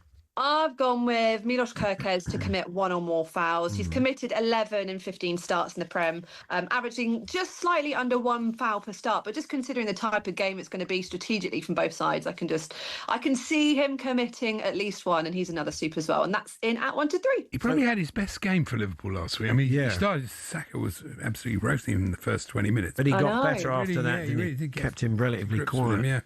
He's been quite quiet in general, hasn't he, the whole season? And it's nice to see him getting better.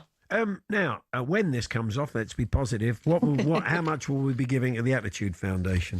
Not too bad at all for tonight. It all comes in at almost 5 to 1. So from a £10 bet, you get a return of £57. And if we get it right, it might not be 300, but £57 will all go to the Attitude Foundation. Fantastic. Thank you, Fern. We'll catch up with you soon. Guys. See you later. Fern Buckley there. That's Paddy's bet builder for today. Minimum odds 1 to 5 per leg. 18 plus. BeGambleAware.org. Paddy Power on talkSPORT. With Paddy's Super Sub, your new bet rolls over to the new player coming on. T's and C's and exclusions apply. 18 plus. BeGambleAware.org. We mentioned earlier when we spoke to Graham, what was his name? Pringle. That's Pringle. Right. He's an ex-Orient youth player. And he won £15,000 by going out on the pitch and hitting the crossbar. He said he hadn't kicked a football for about 40 years. But that didn't stop him winning 15 grand. So we just asked you about your role in the half-time entertainment. And we mentioned Duncan McKenzie, of course, who infamously jumped over a Mini, the former Everton and Leeds player, great player. And Paul got in touch. So it was 1 Mini, wasn't it? Like no. Evil Knievel, wasn't it? Oh, no. He wasn't on a motorbike. He would just jump. He physically run up and jump over. I remember the photo in the back of my mind. Yeah, mind. it's a famous photo of him jumping over it, yeah.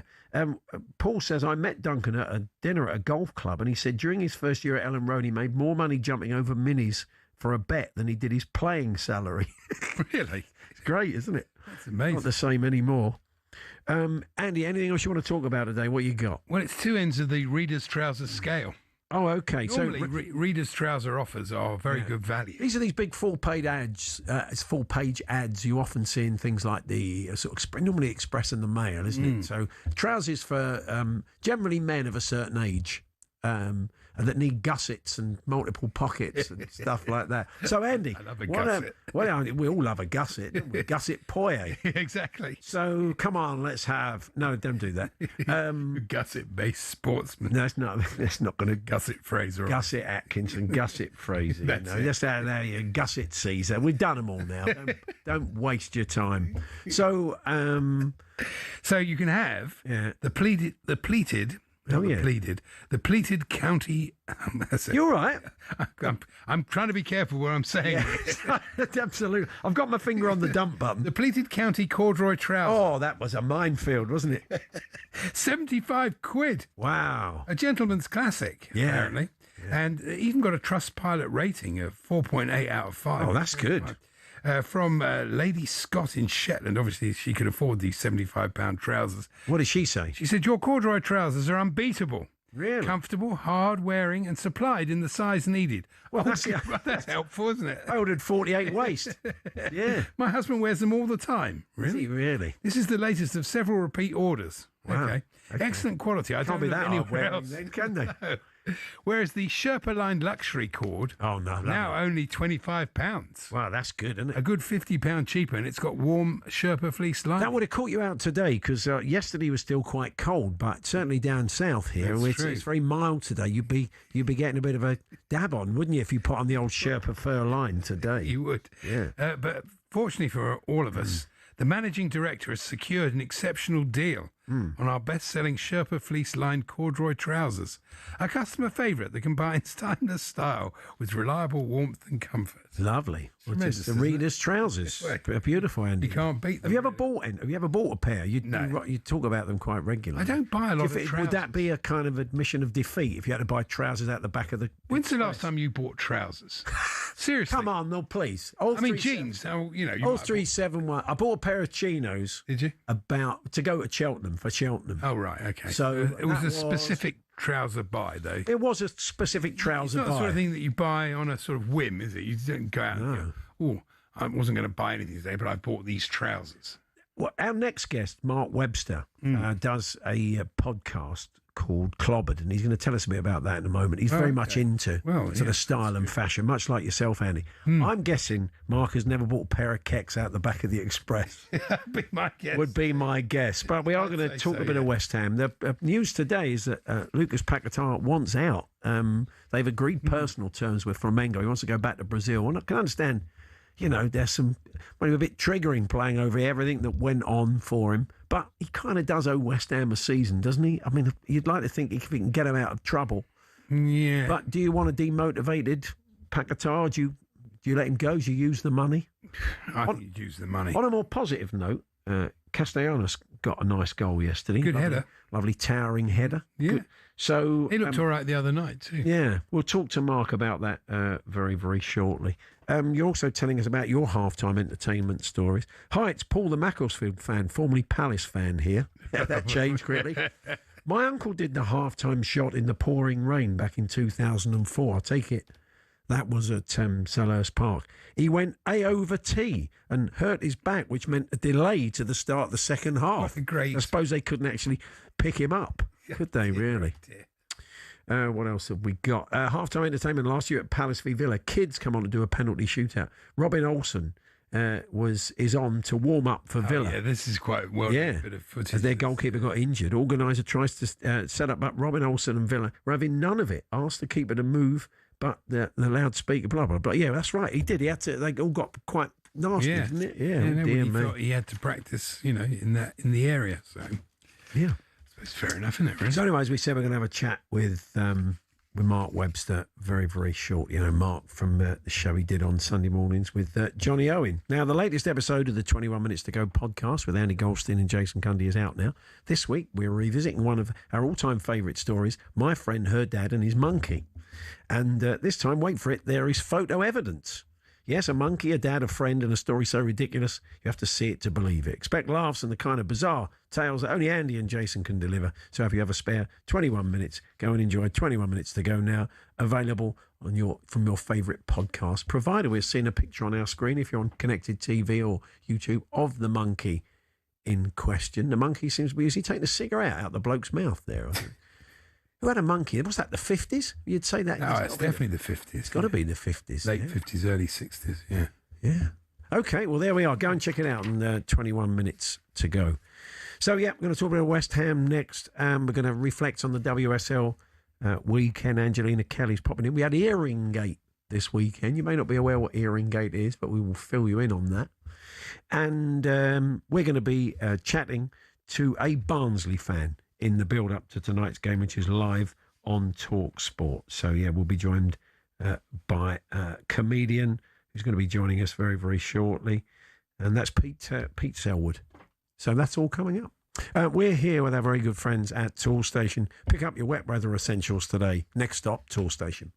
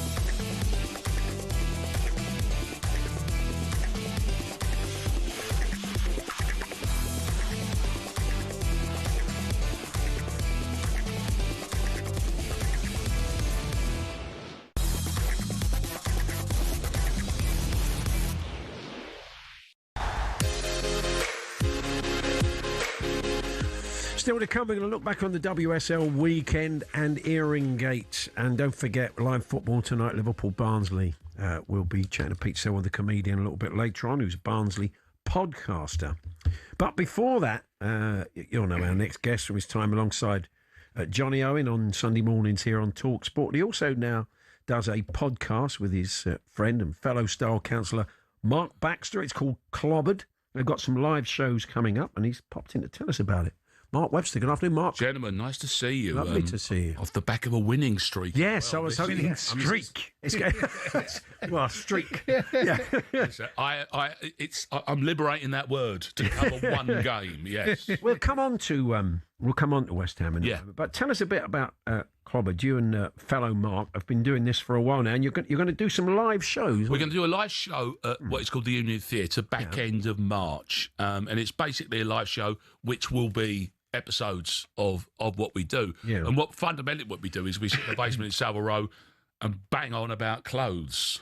Which Andy would love, because Andy was in the menswear business, was a buyer. I'm looking at Andy at this very moment in well time. turned I'm out. looking at a superb chore jacket. Yeah. I'm looking at a decent pair of jeans. This man knows his onions. Oh, yeah. Oh, yes. He's I'd have that conversation with him all day long. We would bore Paul in the pub for hours discussing the nuance of gentlemen's attire across literally the centuries, which is, to escape our little. So we're in a place called Davis and Son, which is the oldest sort of freestanding independent tailor in the West End forever, and we are in there because Mark Baxter is a Millwall fan, and the bloke who runs it is a Millwall fan. So I had those slings and arrows. That's an interesting dynamic. Is For it the not? two of you to be friends. Yeah. We're working on the principle, actually, funny enough, of if West Ham continue in their current direction, the Millwall, I think probably NATO will have to get involved, need to be promoted. No one needs 2 league fixtures a season between West Ham and Millwall. So what sort of areas do you go into as you discuss the world of clobber? I guess nuanced would be the right word, because it's detail. I mean, it's based. We'll do the history of brands. We'll do how looks have sustained over the years, and then we'll do individual interviews about cults that have surrounded clothing. It's the whole gamut that we get involved. It's incredibly cyclical. It is. It's amazing there, and when you see people walking around with big flares, now you go, the third time round. Yeah, the Northern Soul look is brand spanking new again, which is incredible. You're absolutely right. And labels will do exactly the same thing, and we'll talk about the passing of certain individuals. Obviously we lost Versace and all that kind of stuff. So but the power of clothing, and you tie it all then in with the other great pillars of society, which is football and music, and you basically got the only reasons you get up in the morning. Well, I mean, it's links to football. When I first started going to football in the 60s, it was the two-tone Ruperts, Salatio loafers, stay press. There was all that sort of thing, and Crombies, all the sort of suede-head kids that used to go to the game. Well, football casual is the kind of term that everyone knows, and that's that kind of Stone Island thing is very big and all that. But you're right. I remember as a young, when I'm 13 or 14. So my dad was an Arsenal fan, and I'm West Ham because my mum is. So my brother's West Ham for that reason as well, because he had zero interest in taking 2 kids to football and ruining his day. So my mum ended up taking us. And I just distinctly remember as a particular game, we were living down in Kent at the time, and he drove us up as far as Bromley by Bow train station. I was travelling with 2 fellas from his work who I thought were really old, but they're probably 18, and I'm 13. Yeah, right. And they were wearing what you just described, going out at night clothes. Which was also a bit of a the Ben Shermans, the Czech Ben Shermans under the Crombies. I mean, it's that old. What it was the suit jacket and a polo neck, and a pair of jeans. The Simon Jordan look, we call it. Yeah, the Simon Jordan. The one man bringing that movement back. Yeah. Literally the one man. Yacht club chic is what Simon gives us. It is interesting because, I mean, if you look at the old days of football, everybody wore a suit and tie. Yes. Yeah, those old. Then it was this that you're talking about. But then came the replica shirt. Yes. It's a whole other thing now, isn't it? Pretty a relatively new phenomenon in that sense as well. We were looking at this.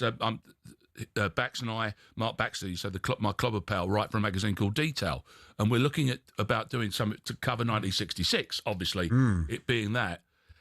And one of the things we looked at, of course, is that Alf Ramsey tracksuit, the Umbro tracksuit, which fundamentally that jacket has turned up time and time again, that kind of perennial return. But it was never a commercially available thing. It was an accidental fashion iconic moment. They just gave Alf Ramsey a tracksuit and he put it on. There was no planning, no marketing. It probably was that sort of period that leads that sort of 70s when the sock tags, and they decided to kind of commercialise that aspect of football. It was probably about the first time. Really. An Admiral, that whole Admiral was the one. Thing. Yeah. One of my other. So you mentioned obviously Johnny Owen, my pal. So I do a football podcast with Johnny called If You Know Your History.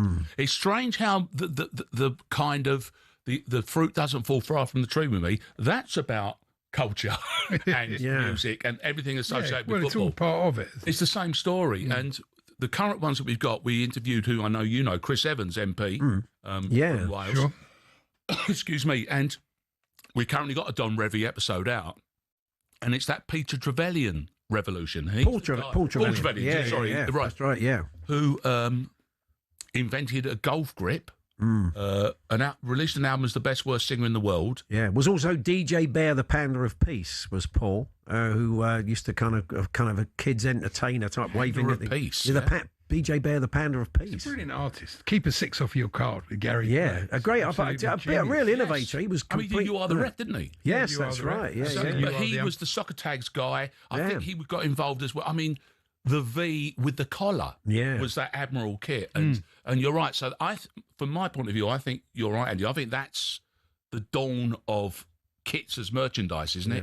I think it is. This is an age of dressing down, isn't it? I mean, it used to be if you were in a lounge or you went to a posh hotel, you might put a suit on, you put a jacket on. Now everybody's saying, "Oh, can I wear jeans? Can I wear trainers? Can I?" So it's an era of dressing down. But I take it Clobbered is a kind of celebration of maybe dressing up. It's a bit of everything. It's all in there because you mentioned that, and as an old clubber, as an old soul boy, as I'm often described, a clubber, I distinctly remember arguments at club doors saying, "Mate, these jeans, these Fiorucci jeans, cost more than that fellas. Those 3 fellas, entire ensemble, which they've simply bought so they can get in.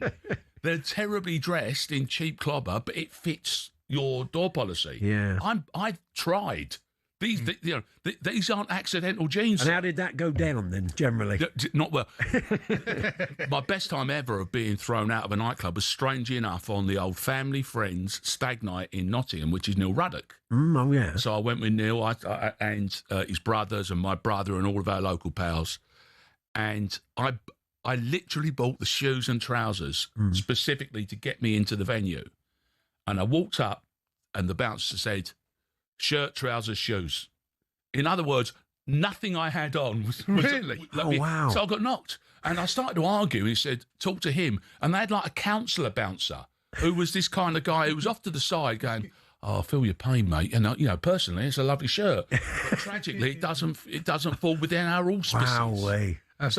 So I didn't get in, and I saw his brother Gary. I got into Rock City instead in Nottingham. Yeah. And I got in there, and his brother Gary also hadn't got in. He was pole dancing. Oh, okay. So that was all right then. Yeah. It's obviously in the Ruddock blood. They're all lovely movers. Yeah. Yes. Now, Clobbered, it's the Union Theatre. Thank you. In London, SE1 near Southwark Tube, Sunday the 29th of March, and it's a 4-hour record. And where can people get their tickets from? The tickets are probably available via a guy called Stuart DeBill, and I don't know the other information on that. Go to Clobbered. Clobbered's got plenty. We've got a decent profile on social media. WeGotTickets.com. There you go. Flyer. Yeah. I mean, it's decent because I don't look after it. Have you spoken to Tim Vickery about clothes and all that? Because Tim is one of the most. He gets Detail magazine sent to him in Rio, and he is an incredibly. It's like an Italian clothes horse, isn't he, these days? Yeah. I see whenever I see Tim sometimes because he does a podcast, doesn't he, as well about that as well with an old pal of mine, Dotton Adebayo,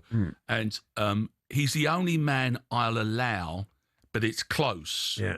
To sit there discussing something with his shirt undone to his navel, which he does. Yeah. Because I guess it's warm in Rio de Janeiro every now and then. Couldn't be doing but that. he's an ultimate modernist, isn't he? And he'll be involved in Details Magazine's 1966 supplement, which we're working on. Johnny's going to be involved as well, but the bit that we've kind of allocated him, obviously a proud Welshman, is the other home nations teams that didn't get there and the players that failed to make it. Now West Ham, let's just finish on that.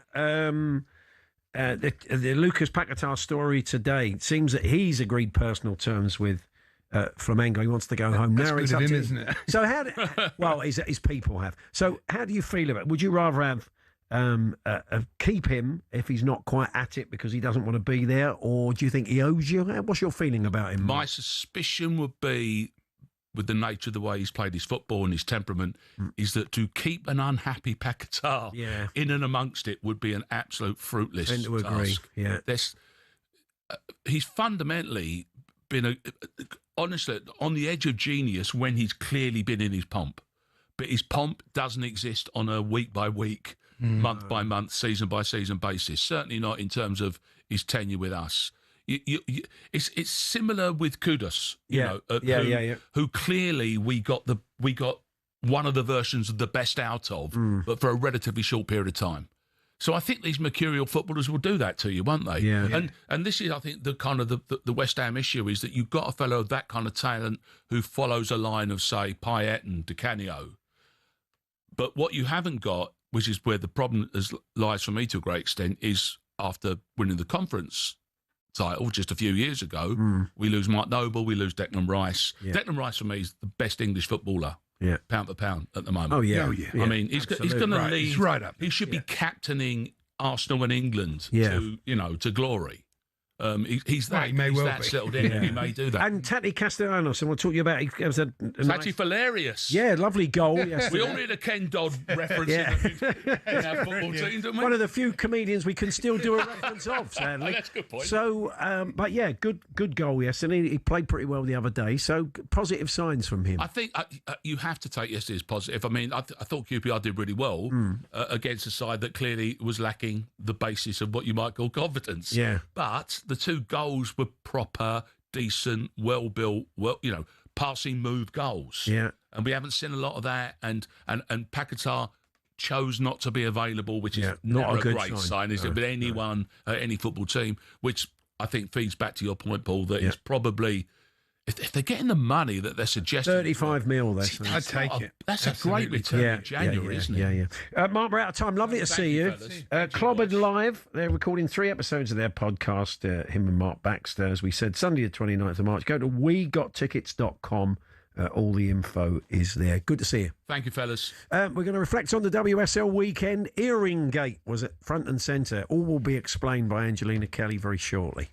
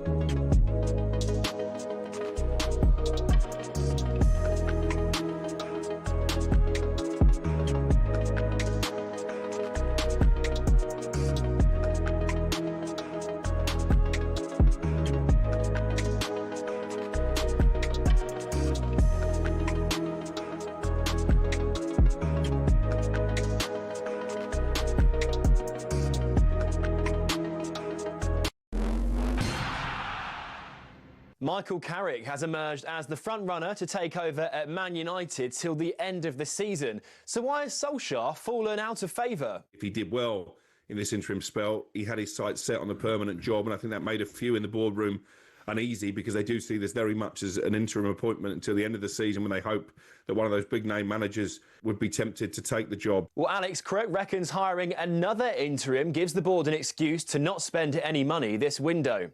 Elsewhere, we're hearing Tottenham's Rodrigo Bentancur is out for 3 months. That's with a hamstring injury.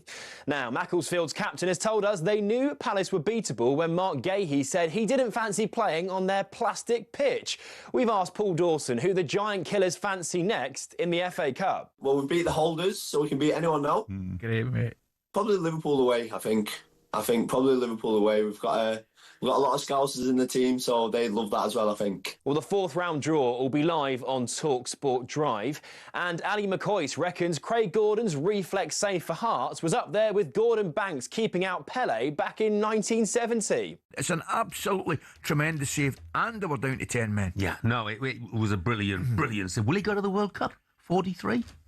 I think he might, Why not? Well, thanks to Gordon, Hearts are still 3 points clear at the top of the Scottish Premiership.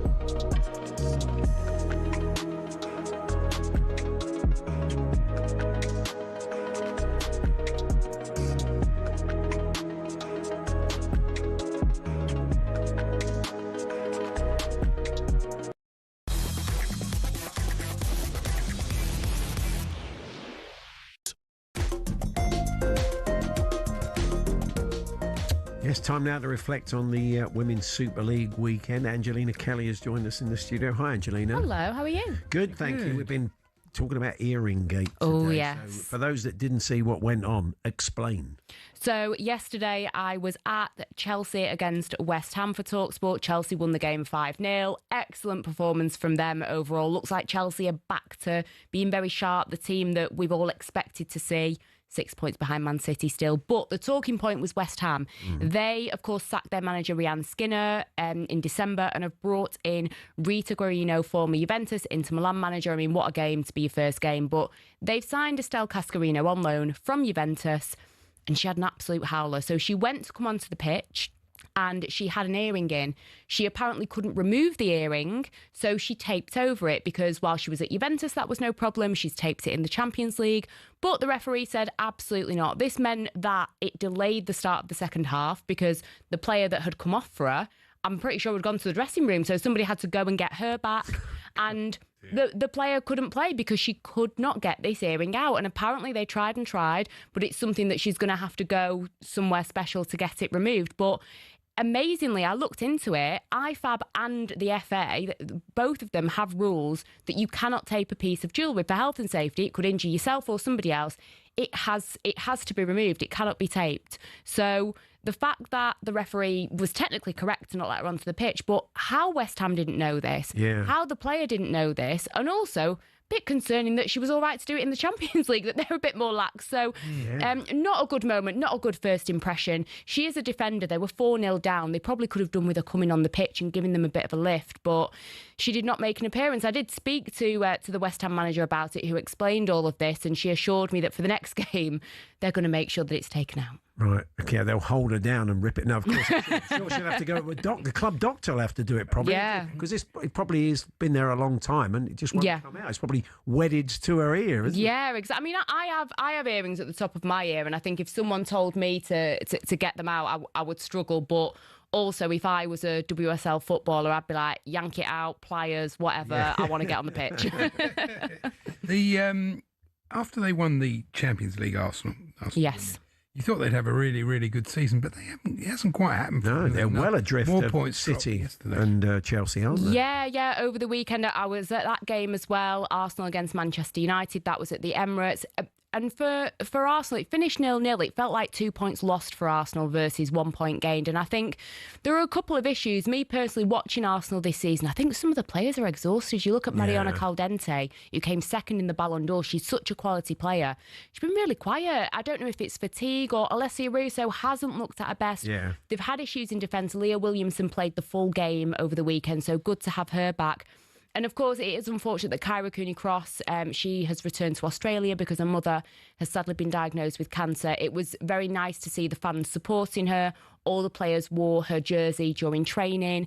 But yeah, overall for Arsenal, they had so many chances. I mean, 25 shots, but only 6 of them were on target. They're just not ruthless enough. And for Manchester United, they do struggle against the top 3 teams, Chelsea, Manchester City and Arsenal. So to not get a win is frustrating for them, but they'll probably be looking at it thinking they did go down to 10 players with 25 minutes to go after Jade Riviere got a second yellow.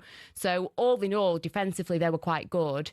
And they went to the Emirates with over 37,000 fans and still walked away with a point. Wow. Yeah, I mean, you wouldn't have got great odds on Tottenham's winning being level with Arsenal at the moment. Who'd have thought it? Point. And our hierarchy turned out for the game. Obviously, wanted to go and watch a team win for it. But yeah, I mean, another good lucky result for Ashley Neville, wasn't it? She's only joined. I know. Leicester. For those who don't know, Ashley Neville was at Spurs for almost a decade. Yeah. She left them on Thursday to join Leicester, and then was playing for Leicester against Spurs at the weekend and scored an own goal 40 minutes in. That's so right. I felt really, really bad for her. Overall, Leicester were quite good defensively, so it's a shame, but Spurs have signed Signe Gorbset from Brann. She's only 20, but anybody who watched Norway at the Women's Euros, she was absolutely fantastic, and she's a really exciting young player. So the fact that Spurs have got her is massive. So, you know, they've stretched their unbeaten home record, Spurs, in the WSL this season to 7 games.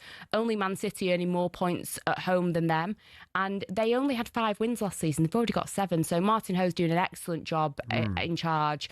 And Spurs have got big ambitions. They want to be, I don't really think that they'll get into the top 3 of those Champions League positions, but just putting the pressure on Arsenal and Manchester United around them, it's making it more competitive, which is what we want. Talking of ambitions, London City Lionesses. Yeah, very ambitious. Where do we start? More ambition, but I was quite shocked to see they've sacked their manager. I mean, I don't know what the owner expects from a first season. Didn't they sign something like about 18 players at the start of the season? Yeah, so the situation with London City Lionesses, they had Jocelyn Pressure, who was their manager. So he won them promotion from WSL2 into the WSL. He's overseen about, I think, 17 players have been brought in over the summer. So he's in the WSL, trying to create, you know, London City Lionesses are a very new team, trying to create a fan base and identity. He's dealing with 17 players. And at the games I went to and I spoke to him, he said, this is my biggest headache, just getting these players who, some of them don't even speak the same language or just culturally just settling into living in London. There was a lot going on and they were in 6th, which for a promoted side is excellent. And it seemed like they were on track, you know, 5 wins from the first 11 matches. But Michelle Kang and the powers that be have decided to get rid of him. Apparently it was because they wanted a coach more capable of implementing a unique style of football. But I don't know why they kept him on. Why didn't you just have a change from the beginning? They've brought in a man called Eder Maestre, a Basque manager. The only thing that he's achieved is he got Tenerife in the Women's League in Spain into 6th. So he's not actually won anything. He says that he's really into his attacking football. London City Lionesses went to Liverpool at the weekend. The game ended 0-0. And London City Lionesses didn't even have a shot on target. So all this attacking football, maybe, you know, it's his first game, give him a bit of time, but really not good. And when you think they've got Grace Gayoro, who reportedly came in for a new world record fee, depending who you speak to, it was at least around the £1 million mark. You've got Nikita Paris, a very experienced WSL player. You've got a Real Madrid Galactica, Kosavari Asllani on the pitch, and you can't even get a shot on target. It's not a great start from him. And like you say, I'm confused as to what London City Lionesses think are going to happen. It's never great when rich owners say we've got to have a unique style of football. Yeah. Like there is such a City stayed top. They got their 11th straight win against Everton. But before we let you go, you do the Inside Devils podcast. Oh, it's been a busy week. Yeah, it certainly has. Looks like it's going to be Michael Carrick. How are you feeling about that? You know what? This whole situation, I'm very confused. I don't understand why the only options for a club as big as Manchester United, because they are still a big club, why the only possible options for interim are ex-players? I mean, everyone thought Darren Fletcher would galvanise the fans and have a bit of a manager bounce. He didn't, and fair enough, he has next to no experience of being a head coach for an adult team. So you look at Michael Carrick, you look at Ole Gunnar Solskjaer. Yes, they've got more experience, but I really didn't want it to be Ole, because for me, he has barely any experience since his last outing as Manchester United manager, less than a year with Besiktas. Michael Carrick has got more experience in English football recently than Ole. Yes, he had a good couple of results, but I just find it strange that there's nobody else out there. I'm not saying that Enzo Maresca would be the answer, but, you know, he's unemployed at the moment. Why not bring somebody in a little bit more proven for the interim period and then decide what you're doing? But I think all of this collectively shows Manchester United did not have a plan for when they sacked Ruben Amorim. I think Jason Wilcox has got a lot to answer to. I know that we've all been talking about it. I know myself, Flex and Alex Cook have been talking about it. He apparently sees himself as a bit of a manager, Jason Wilcox. So why don't you come out and have a conversation and explain what's going on? I think the fact that they're trusting him with this process again, and he was involved in certain aspects with the Ten Hag situation and 100% involved with the Ruben Amorim situation, fans don't trust him to make this decision. So it's very concerning. And for me, if it's Michael Carrick, the fans will get behind him. But I just don't understand why it's just, you know, these club ambassadors for Man United almost that are the only possible people that could do a job. When are you recording your next one? We're recording tomorrow, so it will be myself, Flex, Alex Crook. We like to think of it as a bit of a therapy session as well, to kind of get everything out. But obviously, last Monday it happened. We had an emergency podcast, and then we spoke again on the Tuesday. So again, just kind of assessing everything. Hopefully by that point we will have an announcement on who the interim manager is going to be, especially for this Manchester derby coming up. And the women's football show, is it on talkSPORT 2 tonight? Yes, the women's football show will be on as usual on talkSPORT 2. So yeah, I'm just enjoying the women's football, enjoying that Man United women are nowhere near as bad as the men, and I'll be watching through my fingers the Manchester derby at the weekend probably. Yeah, Manchester derby live on talkSPORT this weekend. Is that home or away? It's Manchester United. It's at Manchester United. Yeah, there you go. I've had to detach myself from it so much. Yeah. Thank you, Angelina. Thank you. Good to see you. That's Angelina Kelly there. Still to come, we're going to be having a chat with Pete Selwood. He's a comedian and podcaster and a big Barnsley fan, more importantly, because they take on Liverpool tonight. We'll chat to him shortly. We're here with Tool Station. Stay one step in, whatever the job. Next stop, Tool Station.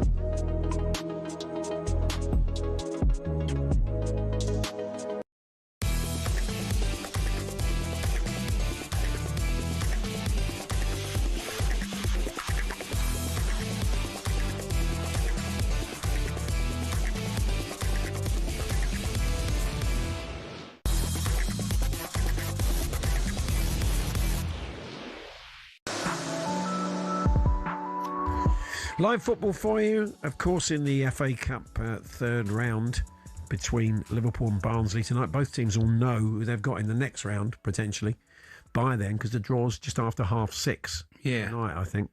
Anyway, let's... fan of that, really, but I know what you mean. Let's talk a bit of Barnsley now. Pete Selwood is a comedian, Barnsley fan and podcaster. Good afternoon, Pete. Hi, lads. You all right? Yeah, we're not so bad. I mean, for those that haven't been following Barnsley's fortunes, what sort of nick are you in going into this game at Anfield tonight? Not great. I'd say we're in the bottom half, but we're not doing. I think the table is a bit misleading to an extent, because if you look at like all the lower leagues now, there's such a big gap. Sorry, there's such a small gap between relegation zone and the playoffs. So we've got like 4 games in hands on some teams because our players play internationals. But yeah, I'm not expecting an upset, but we are famously Liverpool's bogey team over the last 30 years or so, which is a mad thing to say, but like the stats are really funny. It's funny. Yeah. I mean, Liverpool's cup form recently hasn't been that great. Well, they lost to Plymouth last year, didn't they? Yeah. That was down there, I think, wasn't it? But still. I think in the who did they lose to in the Carabao Cup as well? They lost to somebody. Yeah, so look, I mean, they are going to change things up tonight. I mean, they've still got some very good players in there, so you're going to be up against it. But I mean, if you are going to win it, if you are going to cause them problems, Pete, who are the players to look out for? Well, they seem to have an issue at right back. Like, Szoboszlai's been playing back there, and isn't Bradley out for the rest of the season? Yeah. That is, and our left winger is probably our best player. You might have seen earlier in the year he scored from the halfway line, and he's called Reyes Cleary. And as a lower league fan, I'm sure a lot of people have this exact same thing happen to them, where you watch him for a bit and you go, he's not here long. Like, he'll if he keeps playing like this, he'll be gone.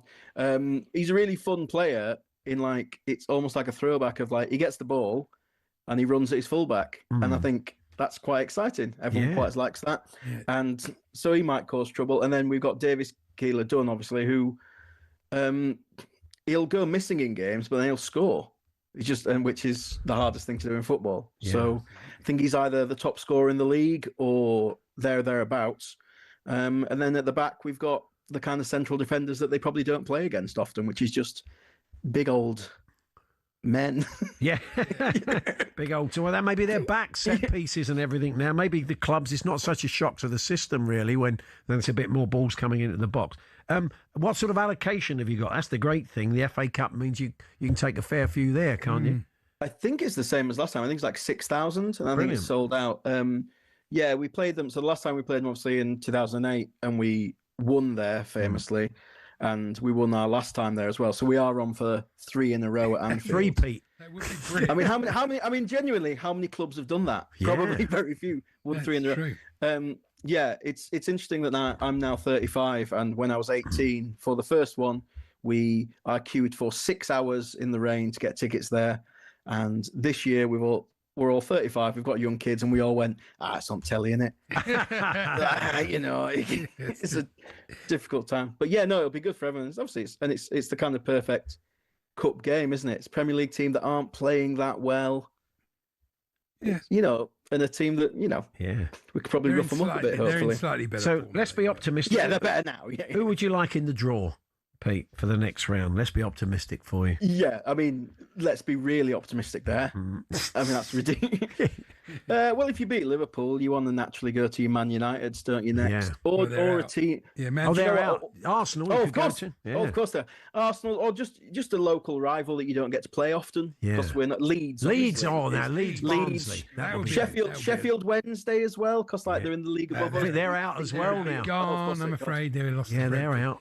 Yeah, but Leeds are still there, so that could be. Yeah, that would be good. Leeds beat Derby, didn't they? Yeah, something like that. Well, basically anything that puts money in our pockets. Yeah, of course. That's at that level. That is genuinely one of the biggest things about it. But let's not get ahead of ourselves. Now, you have a new podcast called Loving North. Tell us more about that.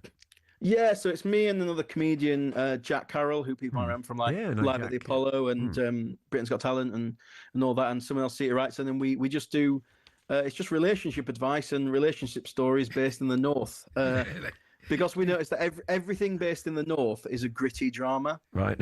Where like something gritty is happening. Like even the nice ones, like the Full Monty, are on the backdrop of unemployment and stuff like that. So we tried to do a podcast where it was celebrating northern love stories, but unfortunately the stories that we keep getting sent are quite harrowing. Oh dear. So we've had to so it's kind of nice. It's about people, it's just like celebrating the north in general, but also just relationships, and it's basically just three comedians with no kind of qualifications giving people advice. Fantastic.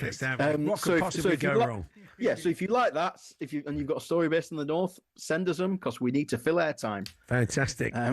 Love It North is the podcast, wherever you get your podcasts. And you're out there gigging, I take it, Pete, at the moment? Yeah, just out and about. Me and Jack are going on tour next month, so I'm doing all this support, and yeah, just getting by. I'll be honest with you. January, when they text us said, "Are you available?" You're like, "Yeah, it's January. I'm very available." Actually, if December busy, January, no, I'm just me. Enjoy the game tonight, Pete. All the best. Thanks a lot. Yeah, cheers, lads. Thank you very much. See you later. Comedian Pete Selwood and podcaster at Pete.Selwood if you want to follow me on Instagram.